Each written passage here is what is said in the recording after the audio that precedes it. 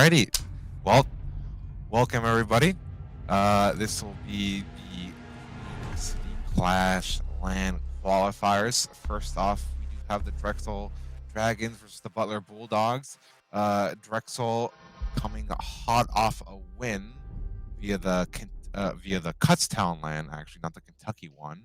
And Butler, with that CR6 experience, looking to make it far here on the qualifier and participate at the LAN event.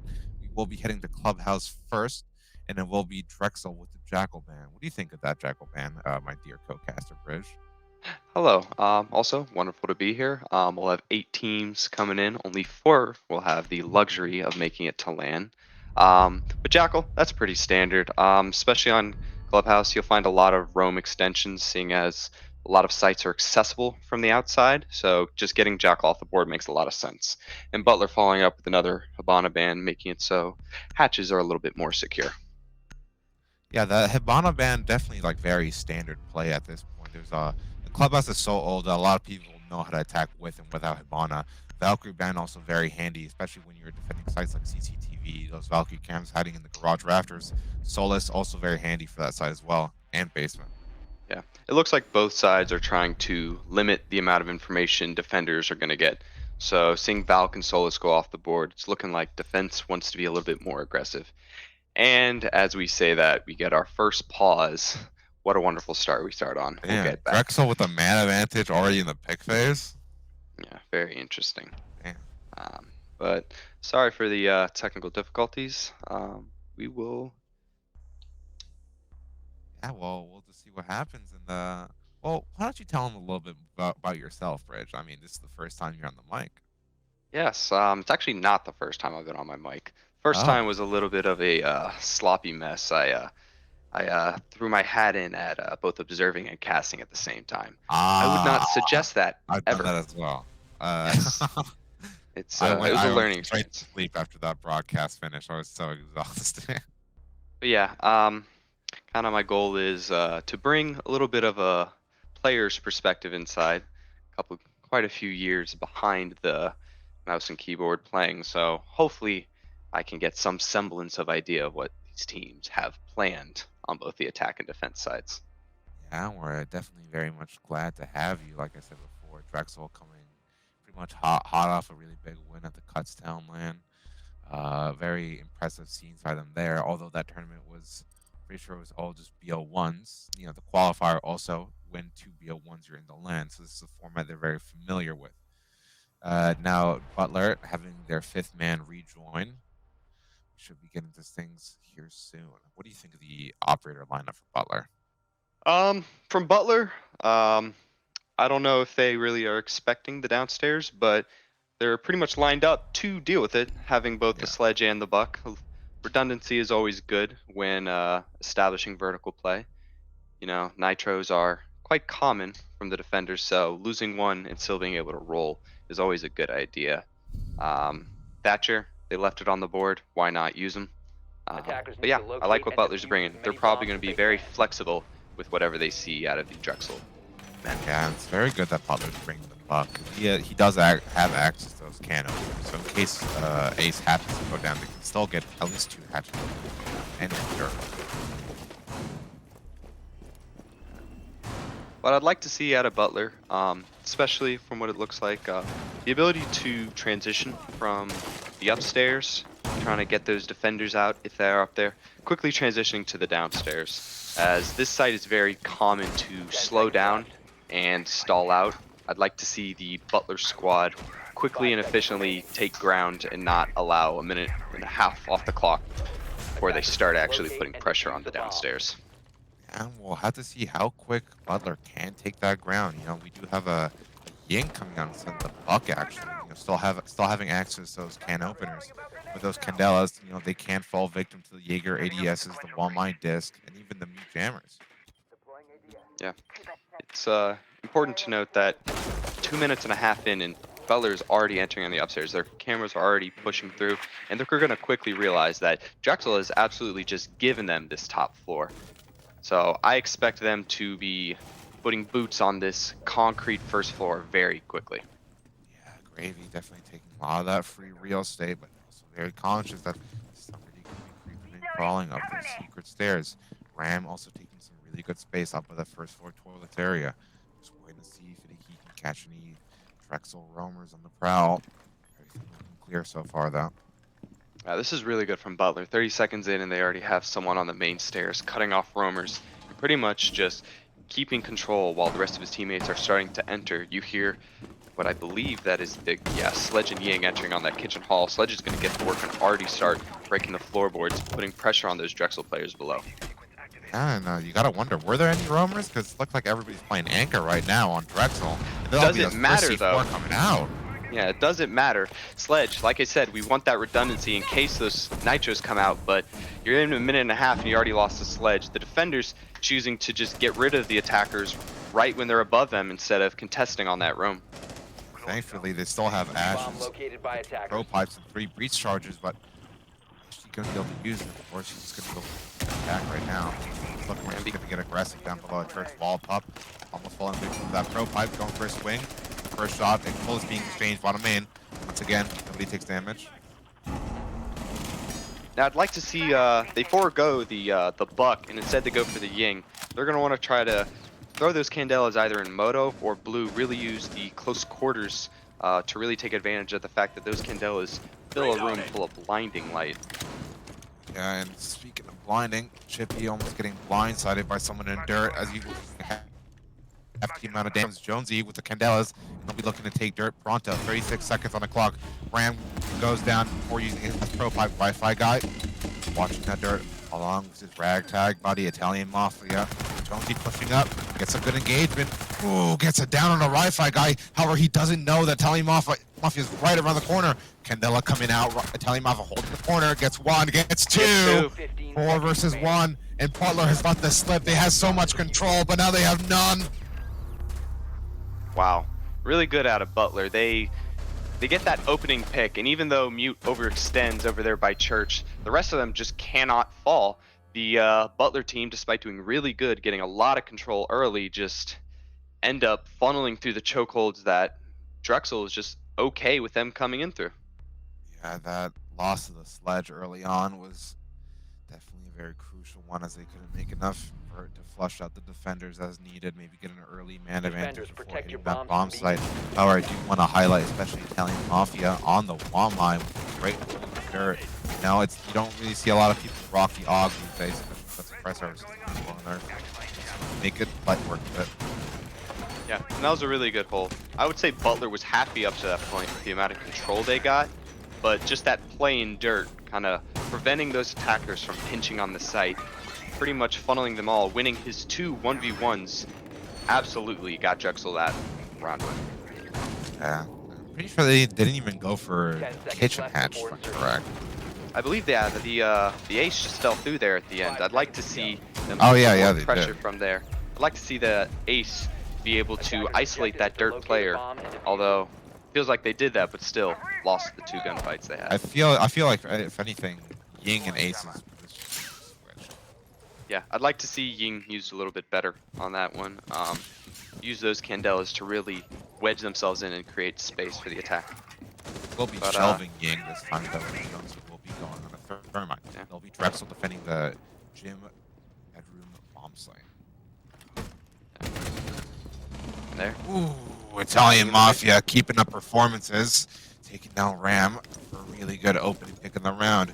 Gravy, looking a bit flabbergasted here as they'll just be rappelling up. And have another access point. Yeah, and that's a hard place to drone. I'm confident in saying Butler did probably have a garage cam, but it's very hard to see that oil pit. Jonesy and Gravy answer 2 quick back, and they're already starting to put pressure on that site. The check mark is done on that cache side of the map, and even though they lost their opening pick on their entry ash, Butler seems no worse for wear at the moment. They never put down a good frag mine as they'll be Jonesy getting the first pick on the board for himself on the Italian Mafia. A bomb has been located. Up here. Puppy's next on the board. He's absolutely going to be looking for a time to probably pinch in, grab an extra attacker before falling back. You don't really normally see a castle on roam, but when you do, they're usually trying to use that UMP's long range in that 1.5. So I imagine you might see Castle come up the stairs at some point. Wi-Fi guy got a pick of his own, and he could be asking for seconds, but they might be a bit sloppy here if he gets swung. I believe that's Jonesy on the other side of that wall. It is. Jonesy gets taken down. Wi-Fi getting a second for his troubles. And Gravy's hurt. He cannot afford to take more than one shot from that TCSG. He cannot take more than one shot from that capsule. And as he does, he takes that one to the chest and he goes down. And Ducks cleans it up. So very comfortable from Drexel. Even though they lost 2 after that opening pick, you'll see both rounds. It's Drexel managing to fight and get that opening pick and then closing it out afterwards. Really good team play from them. Yeah, good scenes from Drexel, especially making a very champion-like statement, carrying up their performance and appearances from the Kutztown land. As Butler goes 2-0. And remind me, how did Drexel place at that Kutztown land? Did they win it all? Yeah, they won it all. They took it against Kutztown on their own home soil in the grand final, in a quite enthralling match on the theme park. Kutztown left the emotional scars of an echo drone. Interesting. So it looks like the scale height of a dragon is going to serve them well in this one. Yeah. A bit cheesy. Sorry about that. Yeah, no, I was about to say Drexel using their piping hot flames to keep up this piping hot performance right now, as they will be going CCTV cash. You know, it's been a long time since I casted a CCTV cash hold, given that UC Red completely avoids this bomb site like it's a plague. Yeah. Well, I think based on our ban phase, having Valkyrie and Solus ban, they really did leave that Azami. Azami being very critical to holding garage, having those Kiva barriers to create not only comfortable places to hide in the rafters. So I imagine Drexel, the way this ban phase, they're going to be happy to let this be their third rotation. Third part rotation. As Loping Gravy making his way through that kitchen entrance along with, well, actually not with one of his teammates, that's actually Jaeger. It's going to be Italian Mafia down there. He's the hot hand. He's going to be trying to deny them early. Using that Thatcher that was also left on the board, they're going to try to open that CC wall, try to open along into garage. I imagine Butler's going to try to pinch into garage at the end here. But let's see if they have success, because Drexel has managed to hold them off thus far. Yeah, Drexel, those Kiva barriers make a lot of comfort spaces like you mentioned before. It'll be Ducks, not Duck. Trying to see if he can get a pick for himself here. Maybe logistics. Do it. No, he's there. Yes. Oh, gets the tag on a pup. Now he's alone, and now they're aware of his position. Butler. He'll be Gravy just rotating down below, so if he can cash off a potential roamer, namely Italian Mafia, but is it going to be the other way around? They do not know he's here. Yeah, there's no way they expect him this deep and strip. Looks like they're drone, yeah, they will know him now, but Italian, he can just wait time. It's a minute in, and he can afford to just play his life, burn that information, and if Butler really does want to commit, he just missed all the shots on the ground. It's alright, it all happens. We all sometimes drop the ball under the limelight. Italian Mafia is going to be rattled by the Drexel boys right now, sending the goon squad against them. Italian Mafia fighting for his life. Fortunately, he does get sacked. Into the Ash. Yeah, he puts a lot into that Ash, but doesn't manage to bring him down. And Butler will take that. A 1-for-1 trade, a minute left to actually work on site. I would say that's an effective roam clear on the Butler side, but can they manage to do it? They have a minute left to clear every other roamer. Pup taking a big amount of damage from that pro pipe from below, but there is 40 seconds left on the clock, and Wi-Fi equalizes, securing the man advantage, getting down though for his troubles. Loch Ness just outside the breach, just waiting for an opportunity to maybe push this. Fragmite.png incoming. One of them doesn't even have the case now. So he's walking in. He doesn't even have the bomb to plant it. The bomb is stuck outside the window, and he's going to have to jump in. Yeah, that's Ducks. I have to imagine that was an oversight from Butler. Yeah, absolutely. In 13 seconds, and it's getting very pesky here for Butler. Ducks get a pick of his own. As they'll be rammed, the person that take the most damage at the beginning of this round, the last one left alive. 1 second, and it's done. That's the whole free rotation. Drexel managed to defend each of the 3 bomb sites. It's looking like a lot of momentum on that Drexel side. I'd like to see Butler probably take a timeout here, really start to kind of think back on what went wrong that first basement defense, because you know Drexel's going to go back there. Yeah, timeouts they have out the wazoo because at this LAN, well, for this tournament, we're changing up the rule set just a little bit, and we're giving the teams the ability to call 2 30-second timeouts as opposed to 1 45-second. And that's really important. Just, it's hard to imagine you need more than 30 seconds to mentally reset, move on, but also just gives you the ability to use them more freely, kind of stop that momentum, make those little micro adjustments. You know what? I do want to know your opinion on the whole timeouts thing. You know, because you know, I started out with Counter Strike. In competitive Counter Strike, you have access to 4 30-second timeouts. You know, what do you think about just having 1 during normal play? It makes you want to save it, I really think. Seeing as there's a bunch of times, especially in Siege, where momentum happens. Sometimes you really do string a lot of rounds together. You always want to keep that until you really need it, but sometimes rounds can get out of your control before you even realize it. So just having 2 at your disposal, it makes you a little bit more willing to use them and really stop that. I found a lot of teams get really, really conservative with their timeouts. Oh yeah, some of them just don't even use it at all. Some of them just keep it as a wall decoration, essentially. You know, if you could, would you have those 4 30-second timeouts? Do you think Siege is the game befitting of that? I don't know about 4. In Counter-Strike, you have a maximum of 30 rounds. There's about half of that in Siege, so I don't know about 4. What is your timeout sweet spot? I think 2. I think 2 is a really nice spot. You can use 1 on attack, 1 on defense, but it doesn't look like Butler needed it. They made an additional switch. They brought out a Monty. They kept that Ying. So it looks like they're going to forego that vertical pressure that Sledge got, and they're going to be trying to wedge themselves a little bit more. Try to really push that Wamai out of dirt, push those defenders out of those power positions. And speaking of pressure, we could actually see Pup on the Caviera right now. So definitely looking to add some good pressure on the Butler. Maybe a cheeky interrogation coming out soon. Wi-Fi guy. Yeah. Cav is playing sight too. Yeah. Playing sight? I thought it was on a realm. Okay. He's ending up in church. Yeah, that Cav taking advantage of just the difficulty in hearing her. It's very interesting. I will not knock it though, because I have tried it and it sometimes does work. It really do. Beautiful K trick. Beautiful K trick from Wi-Fi. And that's what Azami gives you. You have that verticality that even if they're there, they could not touch you on that Azami. Oh yeah, and hey, you know what? You can't knock the Cav, man. It's it's 3-0 for Drexel. Hey, if it works, it works, you know? Yes, it does.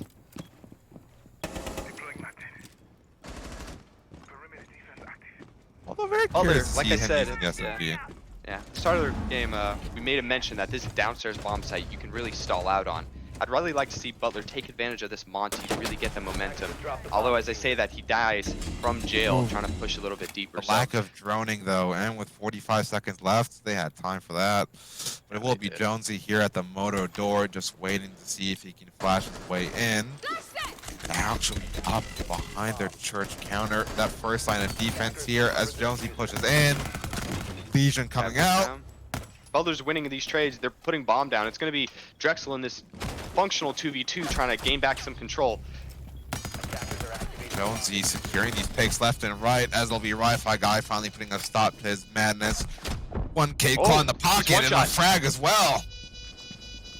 Now all they have to do is sleuth him out, and there he goes. Each person down 1 shot from that TCSG. It shoots quite big bullets, so you only really need to put 1 in someone's chest when they're that low to really get a kill. Yeah, big bullets and big performances, as not only it'll be Drexel getting a 4-0, Wi-Fi guy securing his 9th kill of the match. And I would say Butler, they really got their best shot on attack right there. They got their entry kills, even though they had stalled. They managed to put it down to a 3v1, bomb down.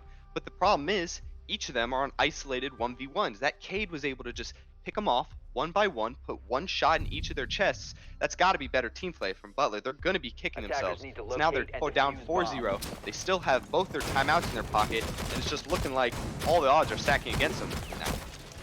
Yeah, the missed drone on that Cade, or well, lack of droning, really was kind of like the start of the fall for Butler that round. Not Montaigne was definitely a very critical loss. Now Drexel, they get themselves over that hump. They only need 3 more rounds to secure this. And again, we're in a best of 1 here. They only need to win this 1 map, and then they are 1 map away from making it to the LAN. Yeah, well, definitely would like to have the Drexel guys here over at the beautiful Club. 5 seconds remaining. Natty, same thing said for Butler, and we'll have to keep performing like this. We might have to kiss Cincinnati goodbye. It is true. Jonesy on the ace. Had a good early performance this match, but needs to wake up once more. Same can be said for the rest of Butler. We do have 2 of their members, 0 kills.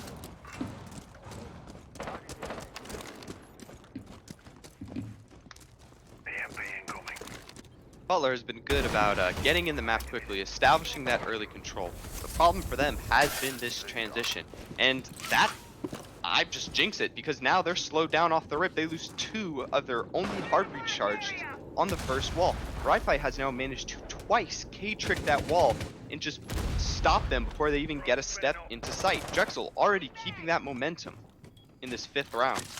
Yeah, you really got to give props to Wi-Fi guy. K-tricking isn't the easiest thing in the world, but he makes pretty good light work out of it. And yeah, as you were mentioning before, Butler really good at getting in the map quite early, but they do stall out those mid rounds. Here we have it, unable to get into the building for the first time since forever.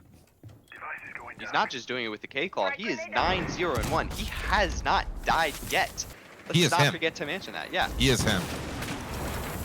Okay, Drexel finally has to give up that jacuzzi wall, but they have no more hard reach. They are perfectly content.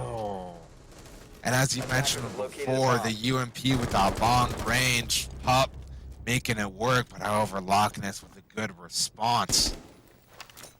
LB Castle on some kind of large rotation going on. We do have 1 member prone in construction. Italian Mafia getting quite risky with it. Just trying to see if he can play his life here. He's quite spot. Loch-Ness almost getting a good flank. They get that double pick. This is really good from Butler. Even though they have no more hard reach, they have the man advantage. I'd like to see them simplify this round, really focus on and trading out their kills. They don't have much more utility, so they really should be focusing on keeping it simple and getting those frags and pinching those players. The last 2 are in sight. They have a minute to drone, or a little bit less. I'd like to see them get on cam, slow it down, and then just simplify this round. Get on the board. They really need a round. Yeah, this is their time to prove themselves that they're not out of this match yet. Butler, as the bullets come flying through, and Wi-Fi guys, the only one who needs to stand tall right now, the only one who's been shown he's able to do it, and he's unable to. As it'll be Butler securing their first round.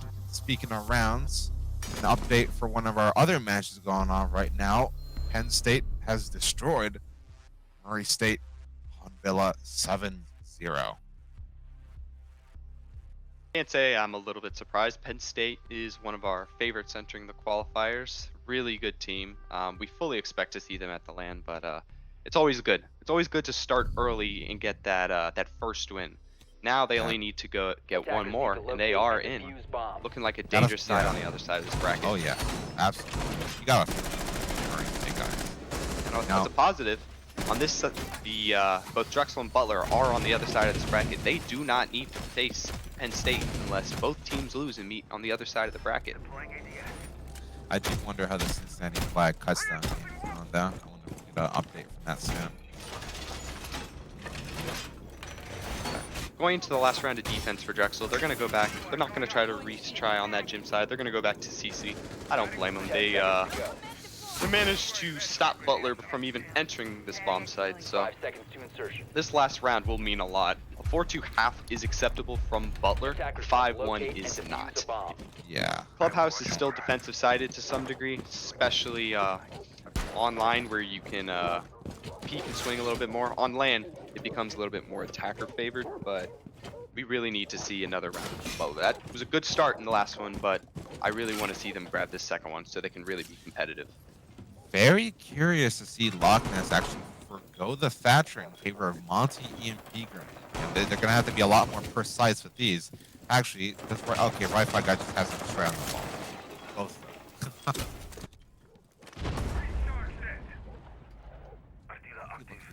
Out, so Classy will be making the first point of contact down on the bottom of the garage wall. Doug's just carving his low fortress out in the rafters, and it'll be Chippy trying to drown him out.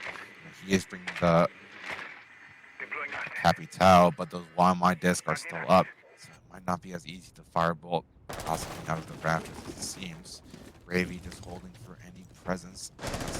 No, and it'll be Ram making first point of contact and first frag of the round on the Italian Mafia. Man advantage for Butler. Definitely come in handy to close this half out. Yeah, Butler looking to put a little bit more emphasis on this garage take, using the Capital, putting some holes in the bottom garage doors. They're going to try to burn Azami out of that that Raptor position, because she truly did stall them out in the previous round. Yeah, and it kind of seems like Gravy, actually no, missing it. Wi-Fi guy not only gets the kill on the Gravy, but he gets the K trick at the same time. Is there anything he can't do? Oh my goodness. The wall's open, but that's not enough. They really wanted a little bit more than that. And that Azami barricade blocks. Huh. Wow, everything seems to be going for Drexel right now. Wi-Fi really is just... His theme song really is just boss music at this point. He's just able to challenge Gravy on the window, put him down, and that seems to have stalled out Butler. They have nothing left to get this wall open. They're going to have to solo chow up this balcony. Has Loch missing a keeper enough trouble. Help. He does not have enough help. Oh no. Butler. Oh, Chippy taking a large amount of damage, and he's kind of in a death pit right now with this bottom garage.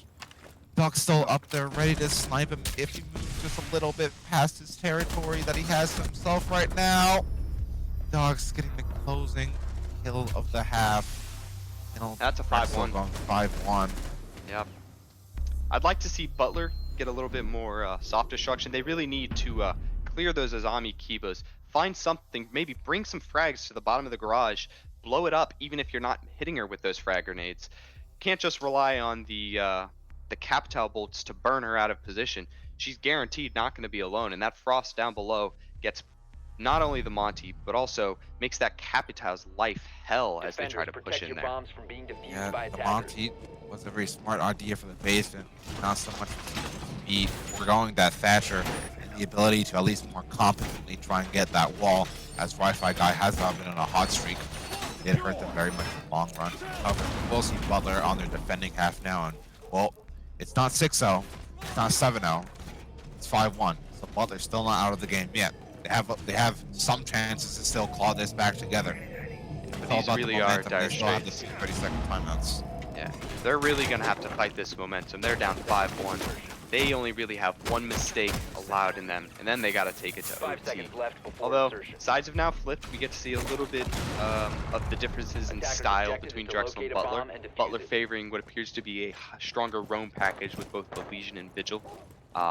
We saw Butler was able to get in the map very quickly. Let's see if Drexel can manage that, especially with the counter to utility and info gathering that Vigil works against. Yeah, although the Drexel side, though, has a very good utility of their own against the roamers. They do have those track stingers and Dokkaebi calls.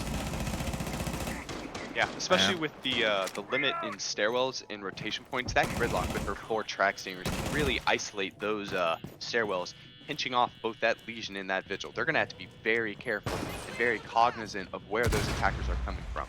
That Buck is ready already to pinch off that Legion. I need to see one of those defenders on campus, because they are already falling to the guns of Drexel. Yeah, here's an interesting little tidbit for you, Bridge. Apparently, Drexel lost to Butler in Nace. Really? Yeah. So it's looking like it's a little bit of it's personal for these Drexel Dragons. Yeah, looking like it's been a little bit of a revenge lap. And, actually, they lost them 2-0. 2-0, wow. Yeah, okay. 2-7 and 6-8. Yeah. I'd like to see how this ban phase went down, and depending on which maps they got 2-0. You can already see that Drexel has some idea on where that Butler player is. That Vigil is not countering utility like he thinks he is, and they managed to weave both of those roamers out. I would say that is a failure on the roam package, and it is already now a minute 30 left. Drexel has nothing to worry about on any more roam, and they know these Butler Bulldogs are sitting, cowering in their basement. Yeah, Bulldogs might be put in the kennel soon enough here. Because Drexel is looking to accelerate the push now.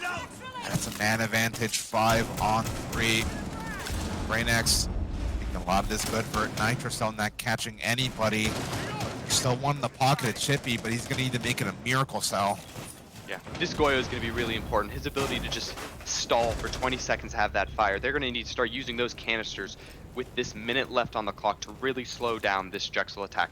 They get a pick back, so it's still a 4v3, but the brakes are going to have to be pumped by this Drexel as that Goyo charges are going off and preventing them from even entering this site. Man, it might be Gravy actually. Did he climb the oil ladder? Oh, And they don't know. Gravy has an ability to really cut off this push. I also don't think he knows about Dokkaebi down below. He's going to try to sneak through these gridlock tracks. This is looking like a free kill. Maybe not so free, but he still manages to clean it up. And it has gotten down to a 2v2. They go 1-for-1 elsewhere. They know where Gravy is, but do they know where Loch Ness is? And they also, do they know where the attackers are coming from? Because they have 10 seconds to enter this church bomb site and get that bomb down. And there it goes. Goyo gets deployed though. The canister goes off, and it is just now down to the planter. Do they know he is snuck into sight by the black box? It is Gravy and Loch Ness, but that one of them is low. This might be doable from Italian Mafia. Wi-Fi guy acting as a human drone, not so much anymore. Gravy just one bullet away from death. Surely they know where Loch he is. Ness just full HP. There goes the full HP player. It's only Gravy left. Italian Mafia needs to hit the shots. And he does. Oh my god. He's dragging someone to match point. And what looks like a saving horrible it from the situation. clutches of despair. And the Dragons, they're comfortable in the fire. That Goyo is nothing to them. They just run straight through it, get that bomb down, and they pull up in that clutch. They had everything they needed to win. They had everything they needed to win. They had all the denial. They just needed to challenge. They gave him too much space. They downed the gridlock, but they let him get to his post plant spot. That box right there is a perfect headshot hole. Even though he's one shot, 30 HP, you have to hit a headshot no matter what. So he's comfortable, just sits down there, lets that Goyo and the Jaeger swing them, both giving him 1v1s, not playing their 2v1 advantage, and they allow the Dragons to get to match point. They have no more mistakes left in them, and they have to be perfect from here, just to get into OT. Gravy, suffering revolution, that engagement the Dokkaebi earlier in that round, and like we said before, giving him 1v1s. That's exactly what Italian Mafia likes the most, as he will be still hard on that ace. 75. 10 seconds left. 5 seconds left before insertion. See what you can answer with Butler. This is where you're on the cards. Let's see what you can do. They make a couple switches. They forego the Legion and the Vigil for a Kapkan and what looks to be a smoke. Probably going to play, they're doubling down into the denial. The Goyo did work, so now they're going to try to pull in the smoke as well. Really make it hard for Drexel to enter. But they don't give Drexel those opening 2 picks. I like the changes already. Ram with a really good entry pick on a pop, looking for seconds. Oh, unfortunately gets taken out by Italian Mafia. Got a bit greedy there, but he's done his job, mate. Those Goyo canisters, his teammates can pop that anytime. They got a lot of mileage out of this. That's the benefit of passive utility. Goyo, he sets his utility down and he can go. He's got a 1.5 on that vector. That Goyo can afford to go for kills. Now the rest of his team can just sit, take advantage of the space and the time he gave them, because it's going to be Drexel now. They don't know if they're going to roam still. They're going to take their time, really clear out these roamers. And I'd like to say, when we needed someone to step up, we really did have someone do it. Yeah, as will be Jonesy also stepping up to the plate, making it a 2 versus 4 for Drexel. And, well, Italian Mafia has shown us his capabilities before. Can he show it again? Close it out right here, right now. He also has his lovely teammate Brainax with him as they just try and snuff out Jonesy's position. They know where he is. They only have 2 active players who can drone now. So each one they shoot, that's even more lost. They're pretty much starved information. They're not going to have this when they move forward to anywhere. Buck's going to hold the angle, and he's going to clean it up. So now, can they transition? Can they, with just the Buck and the Ace, find enough space, create enough with their utility to get them into sight? because they still have to go through all of those Goyo canisters, all of those smokes, and it really is looking like this is shaping up to be Butler's second round of the game. It might be Gravy creating an opportunity for himself here, as there'll be the buck going down, and it'll be Italian Mafia in a 1 versus 3. Italian Mafia familiar with the clutch. This time, I'm not giving him what he wants. It'll just be Gravy holding those secret stairs. I'm assuming his other team is tough, as there'll be Loch Ness going another one of his smoke bays, still one in the pocket. Here he comes. Italian Mafia doesn't get it. I really like that Butler with from the Butler. second. I really like that that from was Butler. great. You get shut down on the roam, and most times, and you're on match point, most of the times you're going to want to be more passive. But instead, they change up how they're aggressing. They have a Capcan and a Goyo. They switch up who is roaming, and they get more aggressive. Each time that first roamer gets cleared, a second person re-ups, really not giving the attacking team any space to get forward. Once that Capcan goes down, Jaeger already challenging on the buck, not giving them the time or the space to try to work for getting those picks. Really good out of Butler. If they can keep that up and keep that performance, they just might have it in them. Locate and defuse as many Well, bombs as they absolutely. can. You gotta wonder if they keep up the performance, if they keep up this aggressive roaming, how's that gonna condition Drexel play? Are they gonna be passive? Are they gonna be more careful? Are they gonna spend more time on the droning? Have to see. Watch. It's very interesting. Unlike Butler on the attack, it looks like Drexel on these upstairs sites is choosing to go with 2 hard breaches, both the Ace and the Thermite. They saw how the burn of that utility, seeing as Cade's on the board, really affected those defenders. Not willing to suffer that same fate, they're bringing both in addition to the Thatcher. So they should really be in a better position in case those inconveniences happen to them. Speaking of inconveniences, Attackers have dropped the bomb. you have Loch Ness on the Cade. Attackers have recovered their Just defuse. gotta wonder if he's as good as his counterpart, Wi-Fi. Cade tricking. He is rocking the AUG instead of that TCSG though. That's a big difference. Something we'll have to make note of on land. Those big DMRs really do pack a punch on land. They really do hit difference. The ability for those shots to hit instantly. Those big bullets that we talked about on land. I'd like to see if Butler end up making it to the land, seeing if they switch up what they run. Ooh, and it might be Loch Ness not making it in time for the Cade trick, as Drexel gets that wall open quite early into the round. 2 minutes 15 left. However, no man advantage yet for anybody. Will be Italian Mafia suffering a little bit of damage from the electricity. Otherwise than that, it's total stalemate right now. And one difference, you can see that Ducks right here, he's really in a good spot to cut off this. I don't know if they know if they have 2 players in garage, but he's positioned to really cut off these players and prevent them from moving. That Ace's ability to throw that on the wall will really compromise the position of these Butler defenders. And in his scramble to get out, now they have 2 people stuck on that Raptors. Jonesy and Nam are both going to be in a really tight position, trying to not only get some picks, but also keep their lives. There will be Jonesy just retreating away. And this is a really good rappel angle from Ducks here from the Drexel side. But Ducks, man, might be able to counter it. Not actually, though, as he will be taken down. And that's first pick for Drexel with 1:30.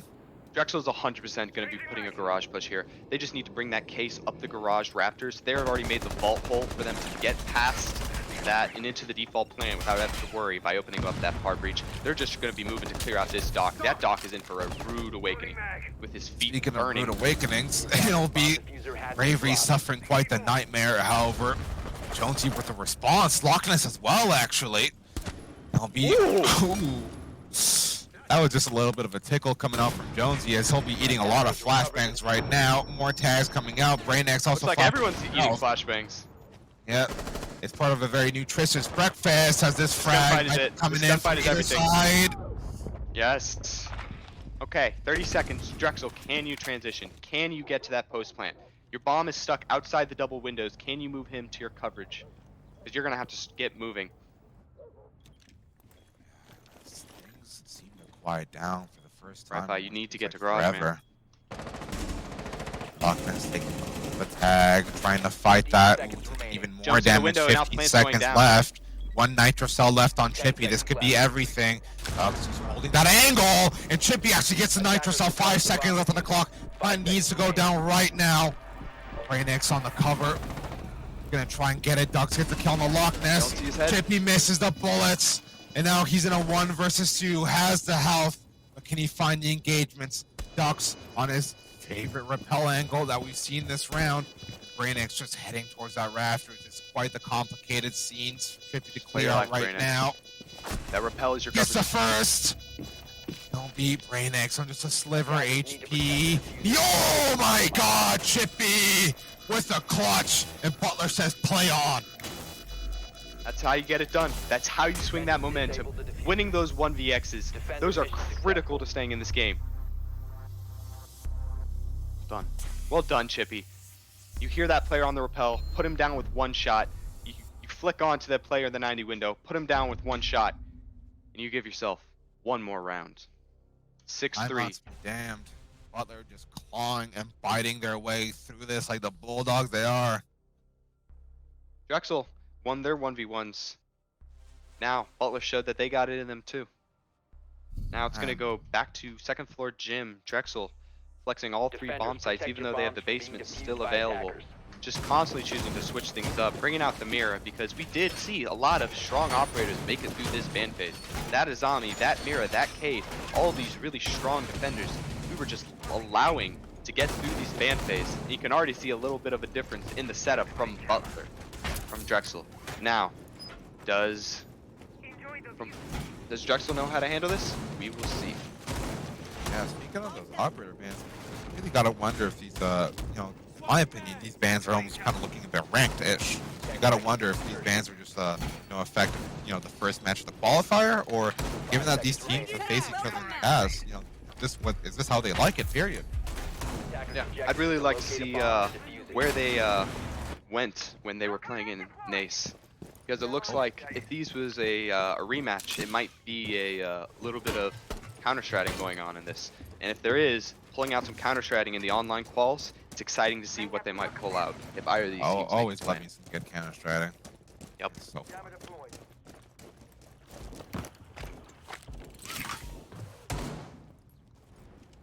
next, off to get back.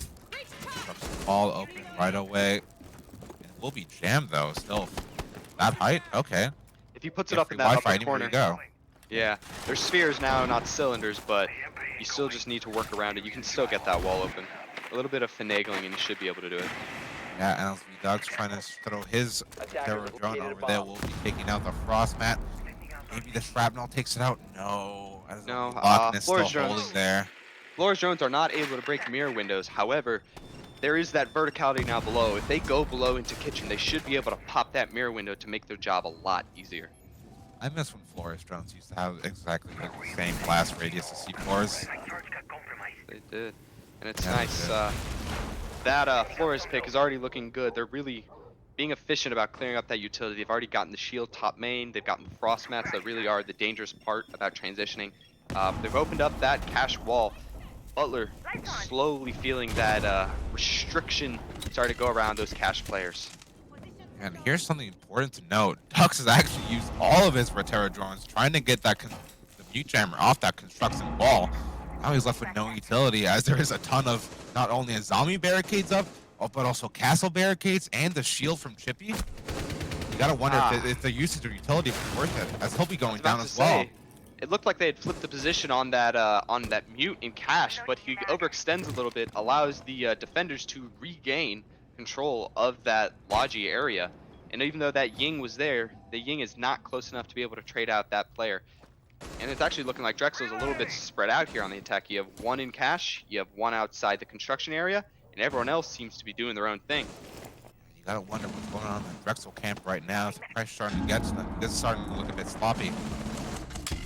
I will be locking and securing another pick. Getting flashed though, getting traded out by Italian Mafia, the performer. Good use of the Ying Like there. the first That one was hit really nice. double ditch with the server actually. Congrats to him. Golf claps all around in the chat, please. As there'll be 20 seconds left and Drexel looking to close this out in a 3 versus 4. As they will be hitting out the bomb site soon. 15 Seconds on to the go. clock. Pup gets the pick on the Jonesy. Wi-Fi guy just these Logi stairs come flying out. Goes down. Italian Mafia actually down right now, so there goes your bomb plant 2 versus 2 right now. Nam going down. Wi-Fi guy on the push, on the bomb plant. extended time right now, and Chippy just looking for the pick. Operators, you have run out of time. Oh, gets off the plant, and that's another round for Butler. I was almost concerned there. Azami looking for that confirm on the thermite, turns around and hears, oh, that Thatcher's right in my face. That's a big Getting almost a British little man too coming greedy. at me. Yeah. But time really, a sixth defender in this game, really helping work out for the Frost there at the end. And there we go, a Drexel. timeout. Woo! And there we go. First timeout use. Drexel seeing Butler has won 3 rounds already. They're well on their way to bringing this to OT. They only have 2 more chances to close this out.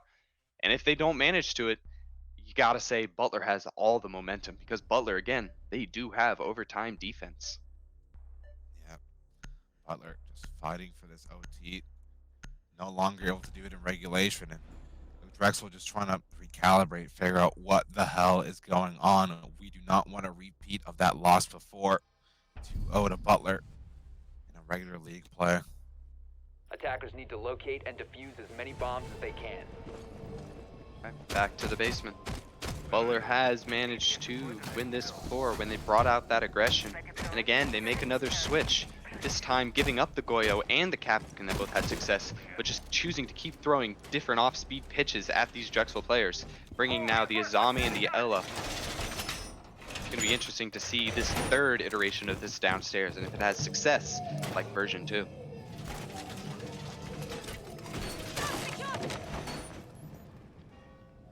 Seconds to go. 5 seconds to insertion. Attackers are moving out to locate a bomb and defuse it. It looks like he does. Butler seeming to go for this almost SSG-esque roam, reinforcing that upstairs CC, seeing how Drexel has chosen to enter from this side of the map repeatedly. Now, What I do is like, this is this a setup that Drexel has seen before? Are they comfortable attacking when there is a little bit more utility committed to stopping that upstairs push? I do like though is seeing the Ella come on play. You know, recently the compensator did get a buff and basically indirectly buffing the Scorpion as well. Now it's a monster, and I actually do like how much, at least location utility, those Ella stun grenades can bring. Those Griswold mines specifically.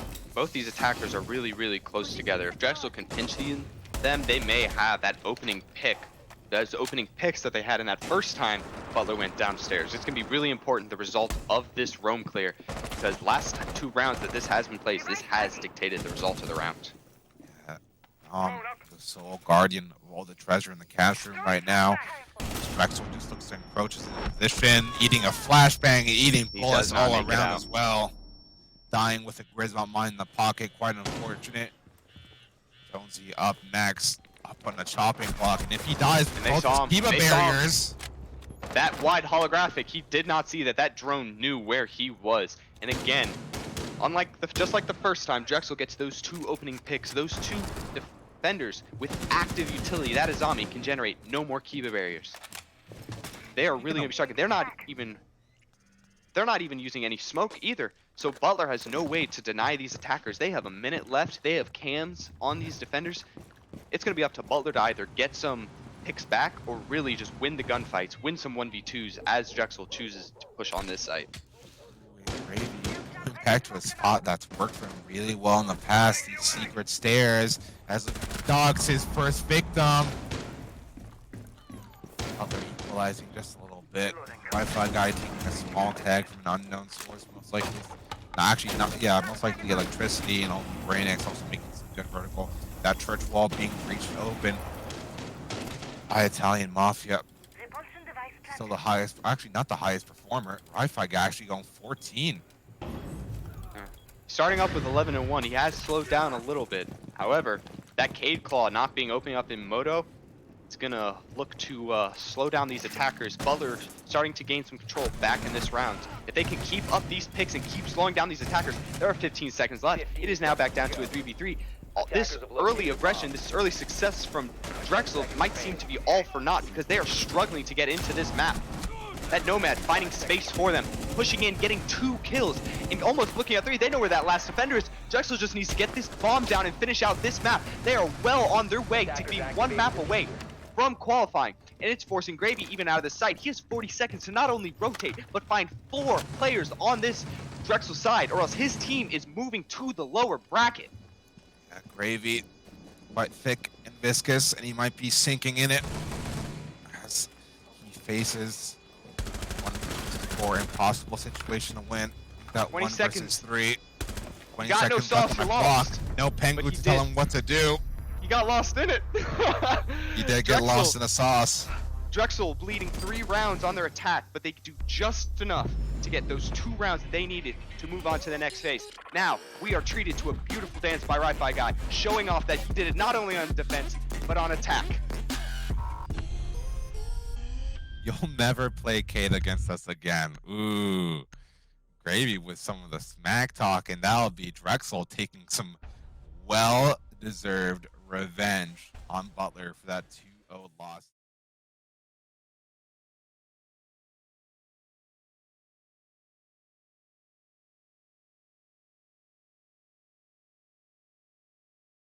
Good enough against that K trick. Again, they only used 1 hard breacher that entire round, and they were able to just dodge those Thatcher grenades and burn that very little amount of utility of the hard breach. Unlike that, Drexel brought 2 attackers. They only needed 2 rounds, and with those 2 hard breachers, they managed to get it, and they move on to face the winner of UC versus Kutztown. Yeah, so we'll Actually, I'm sorry. those matches. The winner plays Ohio State versus RIT, correct? Ooh, okay, okay. You know, very excited to see if Ohio State makes it. Actually, I was in Columbus the other day, and well, I went to a hotel for some Colombian constant stuff, and actually, at that same hotel, there was an Ohio State sponsored speedrunning event.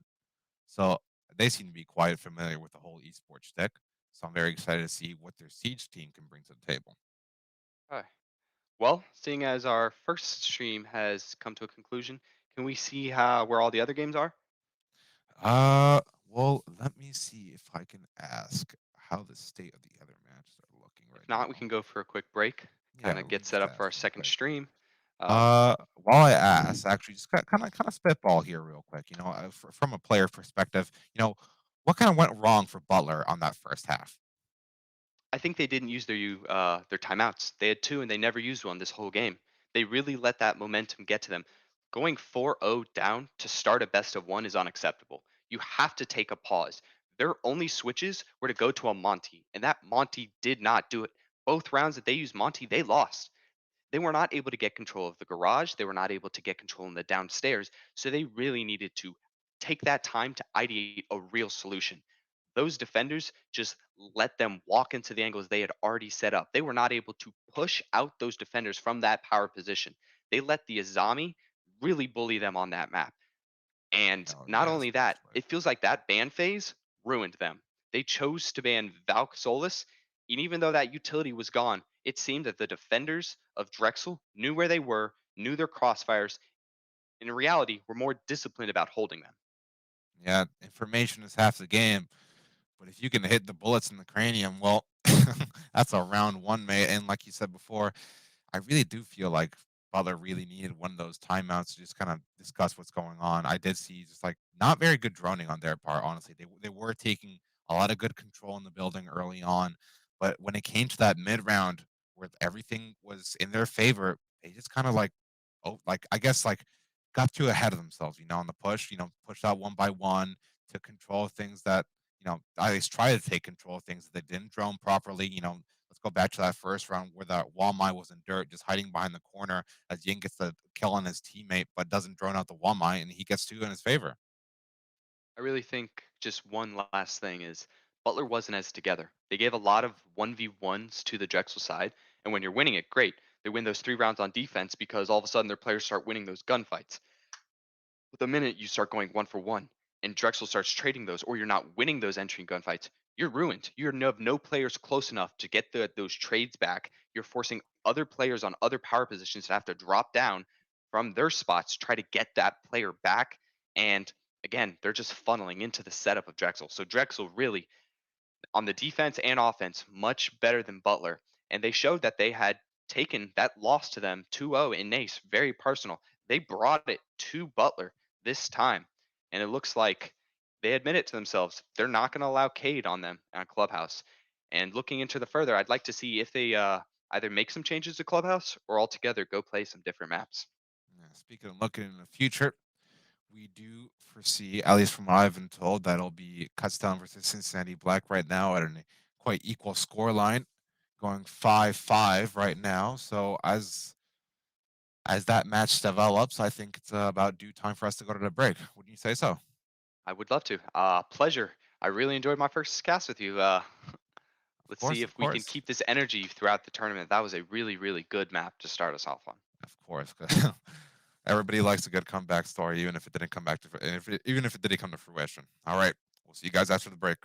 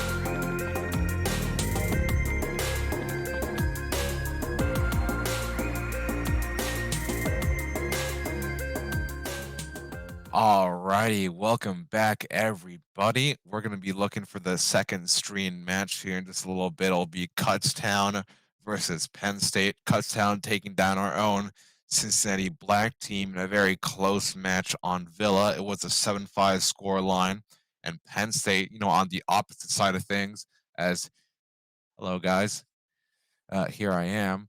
As it'll be Penn State actually on the opposite side of things, absolutely demolishing Murray State with a clean 7-0 victory. The only thing those two share together was also having played on Villa.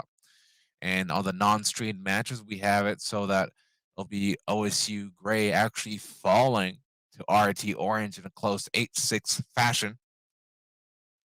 Additionally, it will be who else? Of course, Drexel making over the line versus Butler, and well, actually, yeah, I just went through them all. Okay, and Yeah. in lower bracket matches, it'll actually be. Let me see real quick here. UC Black looks to be playing Murray State, both coming off of a loss on Villa. It'll be interesting to see what map they choose to go through. I don't imagine Villa is going to end up being played, seeing as both of them have some fresh scars on that map. Oh yeah, and speaking of maps, actually, it'll be Kutztown versus Penn State on Skyscraper out of all maps. I would have assumed Kutztown would still have all their Echo Drone related emotional scars from losing the grand finals on their own home turf. But it seems they're back with a vengeance, and their first victim seems to be Penn State.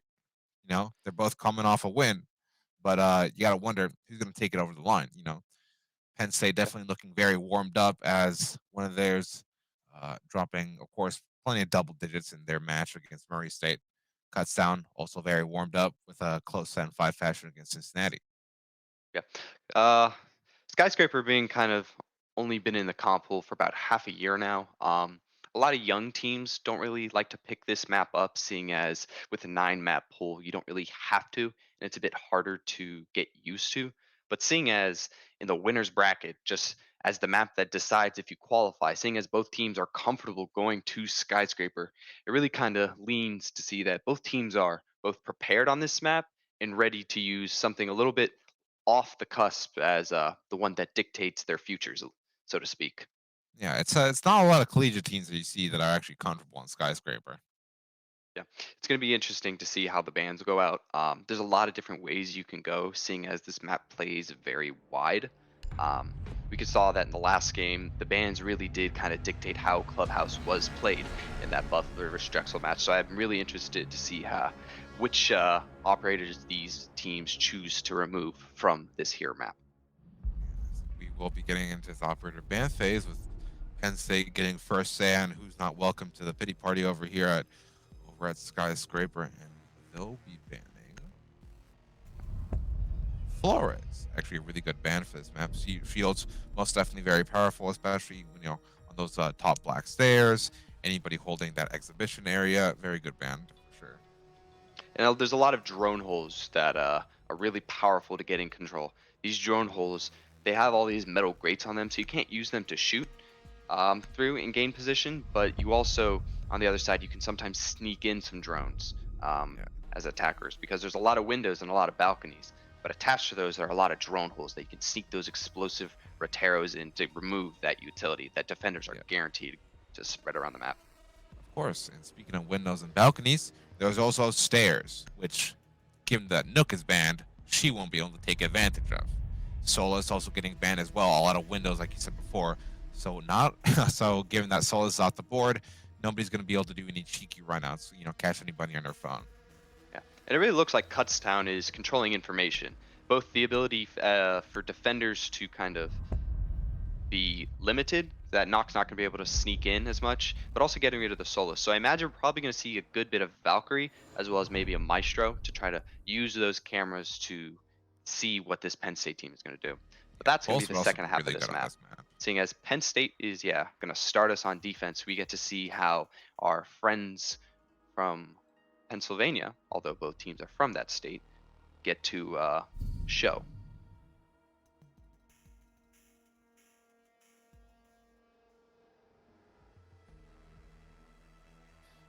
That ace card is cursed. Oh yeah. As it will be us going to karaoke first. bombs as they can. And okay, I was about to say, interesting fuse pick coming out from God, how do I even say that name? You want to give it a crack, Bridge? What's up? Uh, Skirt. Skirt BM. Yeah. It's a nice name. It's got a lot of flavor to it. It But, does. It does. It's already looking Ooh, like this is a Penn very State is wanting to flavorful shield extend. right here on drum. Yeah, it's looking like Penn State wants to extend horizontally to this office side of the map, really kind of controlling that drum area. A lot of times on skyscrapers, since there are so many windows, so many balconies, so many entry points to some degree, you really want to spread out wide on your setups. You want to control the entire floor. And if you can do that, you can limit those attackers to how they can enter, because this map does play very vertical. It's hard to transition up and down on this map, seeing as you really need to go on rappel to get between balconies. There's not many outside stairwells to traverse this map. And it will be Golden just taking a little bit of cheeky electricity damage, courtesy of At the Beach. Engagement ball. It'll be Golden. Looks like he's waiting for one of his teammates to come with them, but iTribune hitting the gas on it takes down Drippy Destroyer. That's one of the nitro cells out of the board as he goes for a little cheeky improvised nitro of his own. That was Mystic Grenade from the bottom of the floor, though. Joining out the black stairs, see what he can find. First, they'll be coming out. At the Beach getting droned out. Bullets flying around. Third hit being made a little bit bigger for his troubles. That's a really good first pick. I like how Kutztown was able to go below and take advantage of that downstairs control. Even though they have the Valkyrie on the board, they're really taking advantage of that downstairs, using those really, really well-timed nade below to open up space on the upstairs. And it'll be Gravy looking to take some space back as he's just over here at the drum side still. Has one barbed wire in the pocket, but iTribune rocking the go for charm, taking all the space in the world. Does get put down, fortunately, by Screaming Serpent. Things seem to slow down just a little bit. Young Gravy just taking down that drone. You know they're probably going to come Geisha side, and he's just waiting for them to come through the wall, maybe. Or the window. Golden Cuts does have the ability to do both, given he has EMP grenades. And nice with them on Tom Z. Screaming Serpent taken down, though. Young Gravy just looking to retake this Geisha area. He knows one's here. Flying call coming out. Finds one, almost finds a second. He needs to. Actually gets the enter. And it's a 1v1 Young Gravy. And Skirt is all the way downstairs. Now he's up here on the restaurant stairs. And does he know which corner he's hiding in? He knows he's in Geisha, but I don't think he knows that he's just gone passive in this corner. He has 45 seconds. Oh my god! Young Gravy with the clutch that started out. And that's Penn State with a statement. Kutztown choosing to go very direct, taking those two opening picks and pretty much brute forcing their way into Geisha. However, just a solid single man frag fest by Jaeger there, just pulling around out of what would normally be a strategically horrible position. Yeah, and I thought iTribune was showing us some good mechanics. Young Gravy. Well, Young Gruv, actually. I said Young Gravy. Defenders, protect your bombs. Yeah, not Young Gravy, sorry. Young Gruv actually showing some better mechanics. And, well, Kutztown suffering some emotional scars from the match against Drexel. But it looks like Penn State is looking to give them some new ones. Moving on to Office. It'll be interesting. I would like to see how they change and if they're going to change. Their setups were designed to just stop a Office side take in the last round, but Kutztown went direct and went below.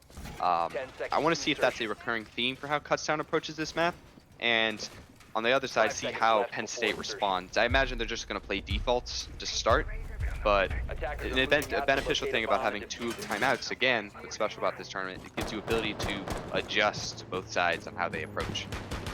How they approach is definitely very important. As you see, some of the benefits of Kutztown banning Solus, one of the drones securely parked there in the bathroom area. Also, given that they seem like running Lion, Solus definitely very handy to just not have a walking ping on Lion the entire time. As there'll be Thunder taking the first engagement. It looks like Drippy Destroyer 2 rounds in a row isn't ready. You saw that preset right there inside that stock storage. Kutztown is getting their drones really quickly on the map, and that's allowing them to enter very quickly with a lot of this vertical. I want to see if Drippy, not only himself, but the rest of Penn State is going to get used to this speed at which Kutztown is entering the map. On the flip side, Kutztown needs to see if they can convert on these opening picks. They're going to keep working on the vertical, but we'll see if this round plays out just like the other one. Because right now, they're fighting against an electric battery on this wall. There it is. Skirt actually being taken down by At the Beach. And I was about to say Drippy Destroyer, looking more like Drippy Destroyed, as he will be taken down quite early both times, like you mentioned before. Now things equalize here. So At the Beach takes down another drone. Minute 30 left on the clock. Main wall looking to be open. Not from the right side, actually. And it'll be Pingus. We only got a couple That seconds drum before side. that bandit battery comes live. Yeah, and I think they're both live now again. Yep. And Screaming Serpent, again, pulls it back this time. So even though they've lost the opening pick both rounds, Penn State's ability to recover has kept them in this game. It looks like they've come to realize that Kutztown wants to go below, and is instead of challenging below, they're using that downstairs roamer, that downstairs Jaeger to kind of just hold them there. Isolate those upstairs from those downstairs players, because again, this map is difficult to traverse vertically. Oh yeah, for sure. He'll be At the Beach. First one at the forefront of this breach. Looking to maybe make it at 4 versus 2 right here for Penn State. And well, I'm very curious to see what Screaming Serpent's up to right now, actually. So just making sure this bottom floor is clear. But as he has an engagement right there, but unfortunately it's Eye Tribune missing the shot that matters the most at this point in the round. He's just looking to see 30 seconds where left. that little serpent They're going to went. need to move. Jaeger playing his life there is fine, because now it's a 3v3, 30 seconds left. Kutztown, they have the walls open, but now they're just going to need to commit. They go 1-for-1 still. It's a 2v2 functionally. Tom's is just going down for the plant. Tribune is nowhere near to protect. He wins the fight. He's gonna go right back. That's a 1v1. Tom needs to hold the clutch or just kill that player. He doesn't. And he doesn't do it. Young Gerv showing us once again those incredible mechanics of his. That's another clutch in the pocket. Tough situation Tom is in. He either has to stick that plant and let the warden there either push really quickly, see if he plays the time on that plant, or he has to go for that 1v1. I like the idea because he knows where the player is to go for that 1v1, but he doesn't manage to hit the shot, and it's Penn State grabbing another round, completing the upstairs hold, and now they're going to barbecue. This is really going to set the tone to see if Penn State can get a full rotation. Kutztown is really on the back foot. Skyscraper is a really tough map to get momentum on. Defenders, protect your bombs from being defused by attackers. Nevertheless, we move into round 3. If Drippy, even though he's been picked the first 2 rounds, if he can manage to stay alive this round, Penn State's going to be in an even better position. What's beneficial about Drippy, even if he goes down, that's passive utility of Valk. Once he's getting his cam down, I imagine he's calling out to his teammates, really helping them get an idea of where this Kutztown pinch is. Because Kutztown, even though they're getting walls open, they're not managing to really flood the site and find out where these defenders are, which is allowing these defenders to clutch up as it shows in the scoreboard. Attackers are moving out to locate a bomb and defuse it. Now be At the Beach, actually going on there this time. I know a really good defender on this map, especially with all those long sight lines and that DMR slamming, especially thriving in that online environment. Drone ready. Drone activated.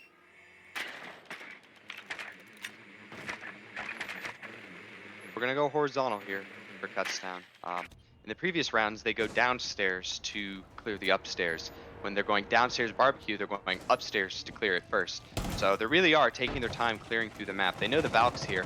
So I'd like to probably see her just fall back. They have the space to fall back. They have the cams to really not force any fights here. Really force Kutztown to burn these drones to try to gain ground, because they're electing to take the whole map prior to pushing onto site. And as you said there before, with the drones, since Drippy destroyed one of the drones previously, a few seconds before, it does make Penn State just it does make Kutztown second guess their little take. Spend a little bit more time drawing it out. Now they have Valkyrie though on the Inox. They seem to be moving up just a bit more speedily. Kutztown has 7 drones currently on the map. 3 of them have been shot. 6 are currently sitting in positions getting information. That's one thing they've been excelling about. They've been really good about setting their preset drones to help them in this route. And that's what I'm talking about. All this information allows Kutztown to again get an opening pick. However, it hasn't worked out for them. They're really going to need to start converting on these opening duels. As will be Tom Z just moving through full steam ahead with Hibana, and actually Kutztown getting another pick for the troubles, going 5 versus 3. Younggrove looking to secure maybe a bit of an equalizer here as he just creeps up on somebody in drum. He doesn't see it through the little wall though, and that'll be his meal just walking away from him as Tom Z secures a good pick. 15 seconds left on the clock. Bomb located by attackers. There we go. And there it is. Yeah, flawless round. Brought to you by Skirt. The ability for Kutztown to really pressure all sides at once on that upstairs. All 3 of those defenders that were committed to that Geisha tea room upstairs, they were forced into 1v1s. That bandit wasn't able to trade any of the opening picks up there, and that allowed Tom and the rest of Kutztown to really just wedge themselves in there and pull them apart. That paired with just winning their gunfights, that's where you'll see a 5-0 flawless round. Yeah, it's most definitely that. Wait, was it? I believe it was Younggrove on the bandit actually, Attackers and need to locate definitely and looking, defuse yeah, as many bombs as definitely on a bit of an island there in Geisha.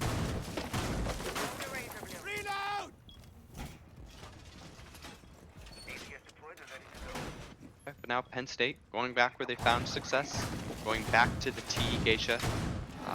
We're probably going to see if they are reacting to the style Kutztown is attacking. Kutztown this time still keeping on that Iana. Tribune has been magnificent about getting those opening picks. Now it's up to Penn State to see if they can react to either where he's entering or how they're entering. So 10 seconds left before let's see if Drippy Destroyer, who's now switched to the Thorn and it's at the beach on the Valkyrie, let's see if they can change the starts to the round, because Kutztown is now 3 for 3 on opening picks. Even though they're not converting, I'd like to see Penn State establish man dominance, because if they're able to do that on a defensive map like Skyscraper, they might be able to run up the scoreline, even though they are doing fine without it for the moment. Yeah, as we saw before, Kutztown can take the bottom floor in this really fast, but we did see at the beach actually place a Valkyrie camera in the kitchen, so maybe they're going to try and use that, as it'll be most likely the I Tribune to send some frag grenades flying from below, so maybe they'll catch him with his gun down. And it's really looking like it. Drippy, while he seems to have actually given up the downstairs completely, so that's Penn State becoming a little bit wise to the fact, or for the style that Kutztown is going for. Now all we need to see is if, Jaeger from all the way up on that dragon balcony manages to down the other one. Doesn't over-aggress on the confirm, but if Penn State can save themselves from those frags that are coming below, they're in a really good position. Yeah, as they'll just beat Skirt on 20 HP, and well, if he times his frag grenade improperly, he's probably going to kill himself with it. Yeah, he has very little room for error, but still got a couple of pockets. We have 3 grenades still. Tribune was able to get one from below last time, and again, double grenade from below. So Kutztown really practicing these grenades from below, really practicing these lineups to really blow these Penn State players out of the water before they're even able to challenge. In the 30, now they finally have the man advantage as they seem to clear the rest of downstairs. Most likely setting their eyes on those black stairs soon. I Tribune with another frag grenade. Doesn't find any target though, as they'll be at the beach just chilling at these top black stairs. You gotta wonder what information they can see on the Valkyrie cameras right now, if any. Activating replicator.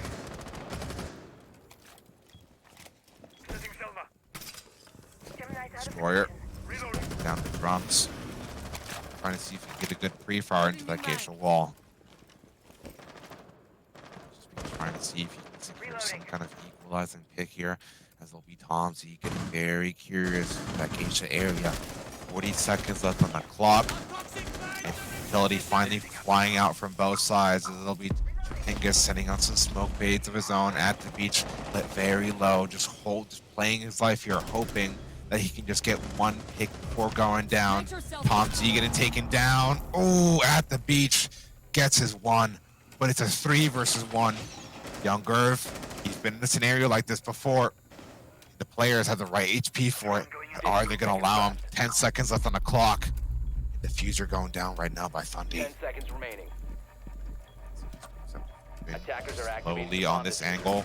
He knows one's on the stairs. Misses both bullets from both sides. Now they know where he is. They got one to repel.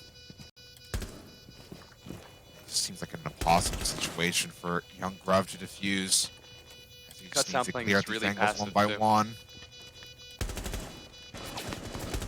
Refusing to give up bodies. He managed to get one, but 20 seconds left. He's going to have to speed up. That player on repel is going to play very passive, and it doesn't even get to him.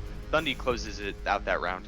Kutztown, again, their attacks on this map look really good. They were able to put a player on each entrance, one on black, one top black doorway, one on the rappel of Geisha, one on the rappel of T, and one was able to just straight up walk drum stairs. They have bodies entering from each part of the map, pinching these Penn State players, really taking advantage of the fact that they have 2 opening picks.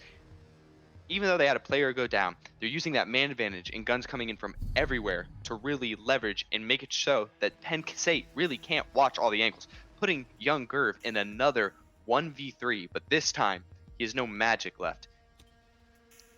Yeah, like you said before, ever since the start of this match, Kutztown's attacks have been looking good, but now it seems they've even cleaned up their post-plant act as well.